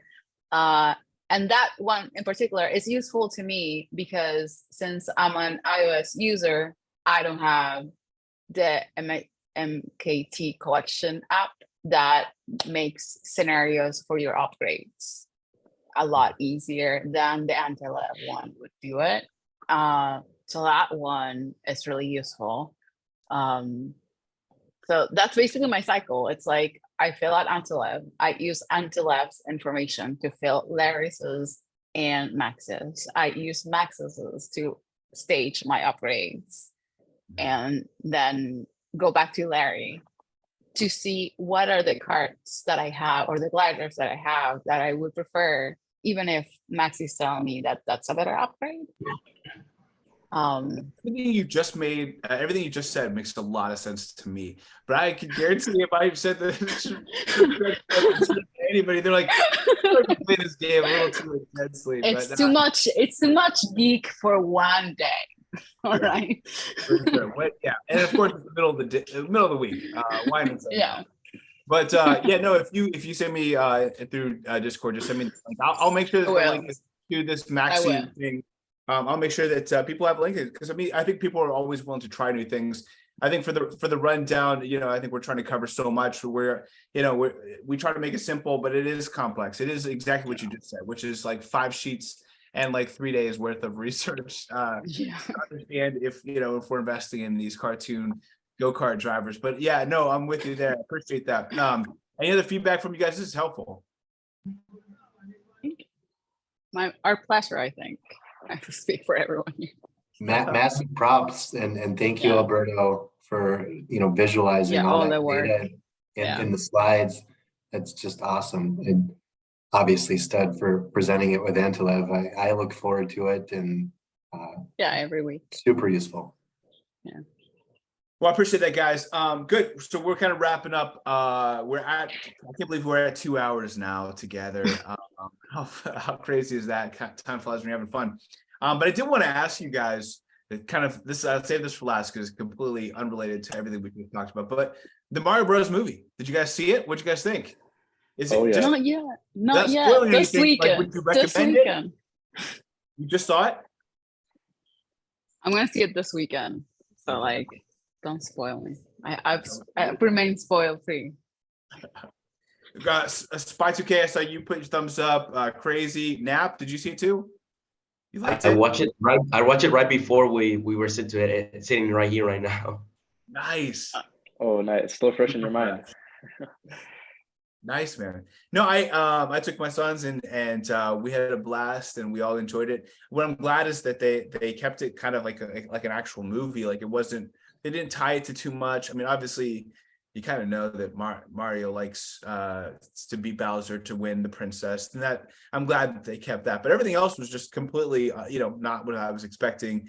Very much of an origin story, kind of walking through some of the beginning days. They didn't kind of jump right in. I don't know, and there were different other character things I was really surprised by. So overall, really, really glad of how it turned out, and I had a fun. I almost want to go back and see it again in theaters, which I rarely ever do. I'm like, I've already seen that in theaters. Same here, exactly. Right? I'm not a movie person, but I'm actually gonna watch it again with some friends of mine. I watched it initially on the day of with my family, and we all really enjoyed it. And I'm gonna watch it again. I think tomorrow evening. It was a beautiful movie. I'm not gonna spoil anything, but the music in that movie was amazing. I really enjoyed all the references. Any Mario Kart references, hugely appreciated by me because I play the games. I really, really enjoyed it. I highly recommend anybody who has any involvement with Mario or even in this community, Mario Kart, go give it a watch. Totally I don't think I can unhear Seth Rogen as Donkey Kong. He will forever now. It was the perfect match. Sorry. All the more reason for a new DK just to revisualize. Dude, how did they go that hard with Donkey Kong and not give us a Donkey Kong ult? Well, that was going to be my comments. That is there's some items, and Avi, I'm not spoiling anything. There's items in the game that are in the movie, and those are prime opportunities for some alts in this game that we all play that, both alts and drivers, and there's carts that they could be bringing into the game. I mean, I really hope that there's some cross promotional, somebody at DNA that paid attention to what happened at Illumination and was like, hey, let's get access to those assets and actually do something. But we'll see what happens these next. You would have thought that they would have tied the release of the movie with a tour for the movie. Well, Cranky Kong, where's Cranky Kong? Come on. They completely missed launching the movie on Mario Day. So it's clearly there's a lapse in understanding how I mean, it could also be technical issues because being on that side, I can understand, well, there's a problem with post-production. We're still actually delivering the movie. I can see that happening. Sure. But at the same time, the theme park thing was done months ago. I mean, even if you have to hold because you cannot release on Mario Day, which would have happened to be a great push. I mean, I don't know. I feel like maybe it's a lack of integration between the branches or something, but Yeah. um, Yeah. So, by the way, I hadn't heard. Alberto, did you see the Mario movie? If you haven't, I just want to make sure next Thursday you're not going to go see the movie. I need you doing on the rundown. All right. Or see it this weekend. Some way, I think it is tied to this store. I can say much because AviQado hasn't seen it, but some way it's linked to this store. Who have seen it, they might know why, I think. okay. Okay. Oh, and Avi, stay through the credits. Oh, okay. Oh yeah. I will. I always do, but like, thanks. I will do. One thing Yeah. I forgot to mention about the cons that I would like to see country in the game, and that Sarasaland in Mario Kart Tour. I would like to see that developed here, but Yeah, that's a good point. We don't spoil it, but yeah, no, I agree 100%. And I just the incorporation of the Kongs in general. I'm not buying this beef between Nintendo and like, you know, the people, the developers at Donkey Kong. And there's like this beef that they can't use their rights and that to pay extra to. I don't know. I honestly, it blows my mind. It's probably the number one question of Mario Kart Tour is why aren't the Donkey Kongs and Kongs in general more incorporated in this game? It blows my mind. There's no explanation for it. It does not make sense. So yeah, Nintendo, just fix that part. I think you'll have a lot. If you're worried about revenue going down, just fix that part, and we will just bring more Kongs in the game. I promise you, revenue will go up. I promise you, even if it's just the whole me. Good guys. All right, so we wrapped up 2 whole hours here. I'm glad we got that last question in. So we're gonna go around the horn. I'll let you guys say goodbye to your now new fans and some of the returning fans for Crazi and Spy 2K, but and of course for Nap as well. But say goodbye to your fans and let you guys make out any shout outs or anything you want to. And we'll start in the same way that we started. So Crazi, what kind of shout out would you like to make? How would you like to say goodbye to your fans? Thanks again for joining us, man. It's always a pleasure. Yeah. First of all, it's a pleasure you inviting me. It's always my schedule's pretty busy now, but I'm always glad to get on when I can. Again, just for my project, just check the ACR boards during Halloween, and we'll see. No pressure, but I'm saving up tickets. Making a big push. As for shout outs, first I like to shout out my boys in this little group we have. The Mario Kart Tour Goats. They know who they are. Shout out to you guys, and then also shout out to my friends, the Proper Donnies. Shout out to you guys. You guys are awesome as well. And yeah, this is me signing out. Thanks for inviting me. Nice, man. So I do have to ask: is the Green Sprout Gang dead? Is that no longer a thing? It's been pretty quiet recently. I've kind of moved on from it, but yeah, that's more of last year. Okay, because I knew that was a thing, and the Green Sprout has maybe not been the best thing to base a clan around or a group around, but yeah, I had to ask about it. But no, we're big fans of like Luca and G Siegel and some of the other big families. So always appreciative to give a shout out to the former GSG. Spy 2K, man. Thanks for joining us. I'm glad this worked out. Glad you got the green light from the wifey, and appreciate you joining us. What kind of shout out would you like to say to your fans? And again, I appreciate you joining.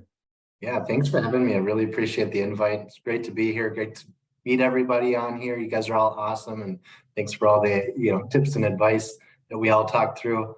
Shout outs to the content creators again, Stud, Frenzy Fans, Sammy D, Draco, Carlos, etc. I love watching all your stuff, and you guys are all great, and appreciate all the extra energy and time you guys put into it.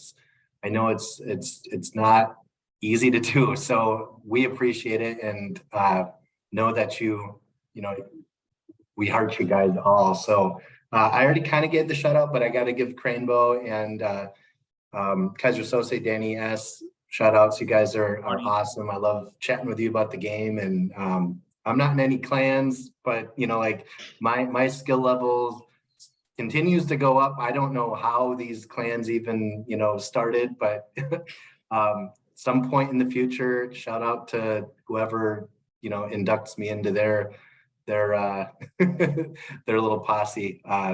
So anyway, thanks again for having me. It's been a pleasure. Also, Spy2K, shout out to your son, man. That's really cool to hear that. Like he knows that I exist, and For sure. just shout out to Spy2K Jr. Thanks. I'll let him know. He'll watch this tomorrow too, and he'll be like, That's awesome. Yeah, he's a cool guy. We've met a couple times before we recorded. I'm just so glad you guys are such a tight. I mean, anytime I think just in today's world, having just a healthy family where, you know, parents and the kids are just, you know, good friends and they do things together and want to do things together. That's just so wholesome. And obviously your son, we adore him. So rooting for you guys both. And you know, I feel like, you know, you're everything you have. Like I think if any clan is looking for somebody, Spy2K, highly recommend the guy. He's good guy to hang out with. Very wholesome, very positive, and I think that's what every clan always wants is someone positive. You want people who are encouraging each other. And I think in this game we all need some community. By the way, just fun fact, I think the original reason that ER was created just as one clan was there was some thought early on that there would be some competitions where you'd have to combine to work towards some type of goal like there are in different other games. And that's how you are actually originally created. It was originally you thought had, you know, skills had to, you know, scores had to kind of be combined together. And, you know, even on like the friends list, you had to get like a certain amount of based to get more coins. So fun thing. So I personally, I think that the game would really appreciate that if you did actually have some, you know, ways that you could contribute, you could win awards by contributing things as a group, and you know, by, you know, be joining alliances or a way that some games do it. Things like that would make a lot of sense. Anyway, Nap, what would you like to say to some of your fans? Again, thanks for joining us. This first time joining since the rundown, and had so many positive. I mean, honestly, it was one of my most commented rundowns, just so many positive comments from people who appreciated you joining. And so for those who are back for more, what would you like to say to them? And again, thanks for joining us. Hey man, it's a great pleasure to be part of such a stacked group of people right here. A shout out to all of you as well for making me feel a part of this great chat with you all here. One-time member of Kart Talk and one-time member of the Rundown now. We get a shout out to Draco as well. I like having fun on his streams. Great content creator, great multiplayer player. He's a great person. A shout out to my man also, Kevin Garrett. I hope he comes back to the scene soon. He's doing very well. Shout out to his community. It's also a very beautiful place. And shout out to my fans out there who you got 2 more hours of me right now. So until next time. I have a feeling you'll be back again soon. So thanks again, Nap. Appreciate that. And then Avi, this was your first Kart Talk. What'd you think? And what would you like to say to some of your new fans? I loved it. I love talking about Mario Kart. I spent so much time on the servers, so this was a change to like actually be a lot more interactive and see each other, because like that's how the thing that makes it better. Shout out to my fans. I don't have fans. You're gonna have a lot of fans. Oh my god. Fans, I have a feeling. Oh god. But no, shout out to Draco. Draco is always a person that anyone should be shouting. Whether shouting in anger or shouting because he's great. But also my grinding buddies, which are Kenya East, Karen, and the dream. And Portia, who's also like long time bod. We always hash out all the stores together, and he's also a great player. Shy guy, enjoyer. And absolutely no that my coworkers are going to see this. Every single week, they're asking whether I'm gonna get top 100. So if this gets to them, No shout out to way. them for being encouraging. Every single week in the chat, they're like, "How are you doing? Is it gonna happen? Is it gonna happen?" Like this week, I said nothing. Like, oh, I don't know. I just want to show up next Friday or whatever result it was. So like, Your coworkers know you play this game and that you're as crazy about this as all of us. not only that, when the shrooming tour happened and I told them about and explained about the shrooming, they gave me 1 day off to try to make it. Oh, And I that's said, support. That's support. that- You have a great it's- team. That's awesome. It was like legit, like we talk about it on our monthly. Like, okay, so how's Mario Karting happening? Like, that's how. That's so cool. That's cool. I haven't built up the confidence to tell my coworkers that that I play this game or have a YouTube channel or anything. So kudos to you for having that conversation with them, and glad that they're so supportive. I mean, like I feel like my coworkers, if or at least my old ones, they would have harassed me. They'd be like, "Oh, I bet bet you lost that deal because you were playing Mario Kart." So, I'm glad that they're so supportive. That's Don't get blue shelled. Yeah. blue shield in the face. Yeah, no, for sure.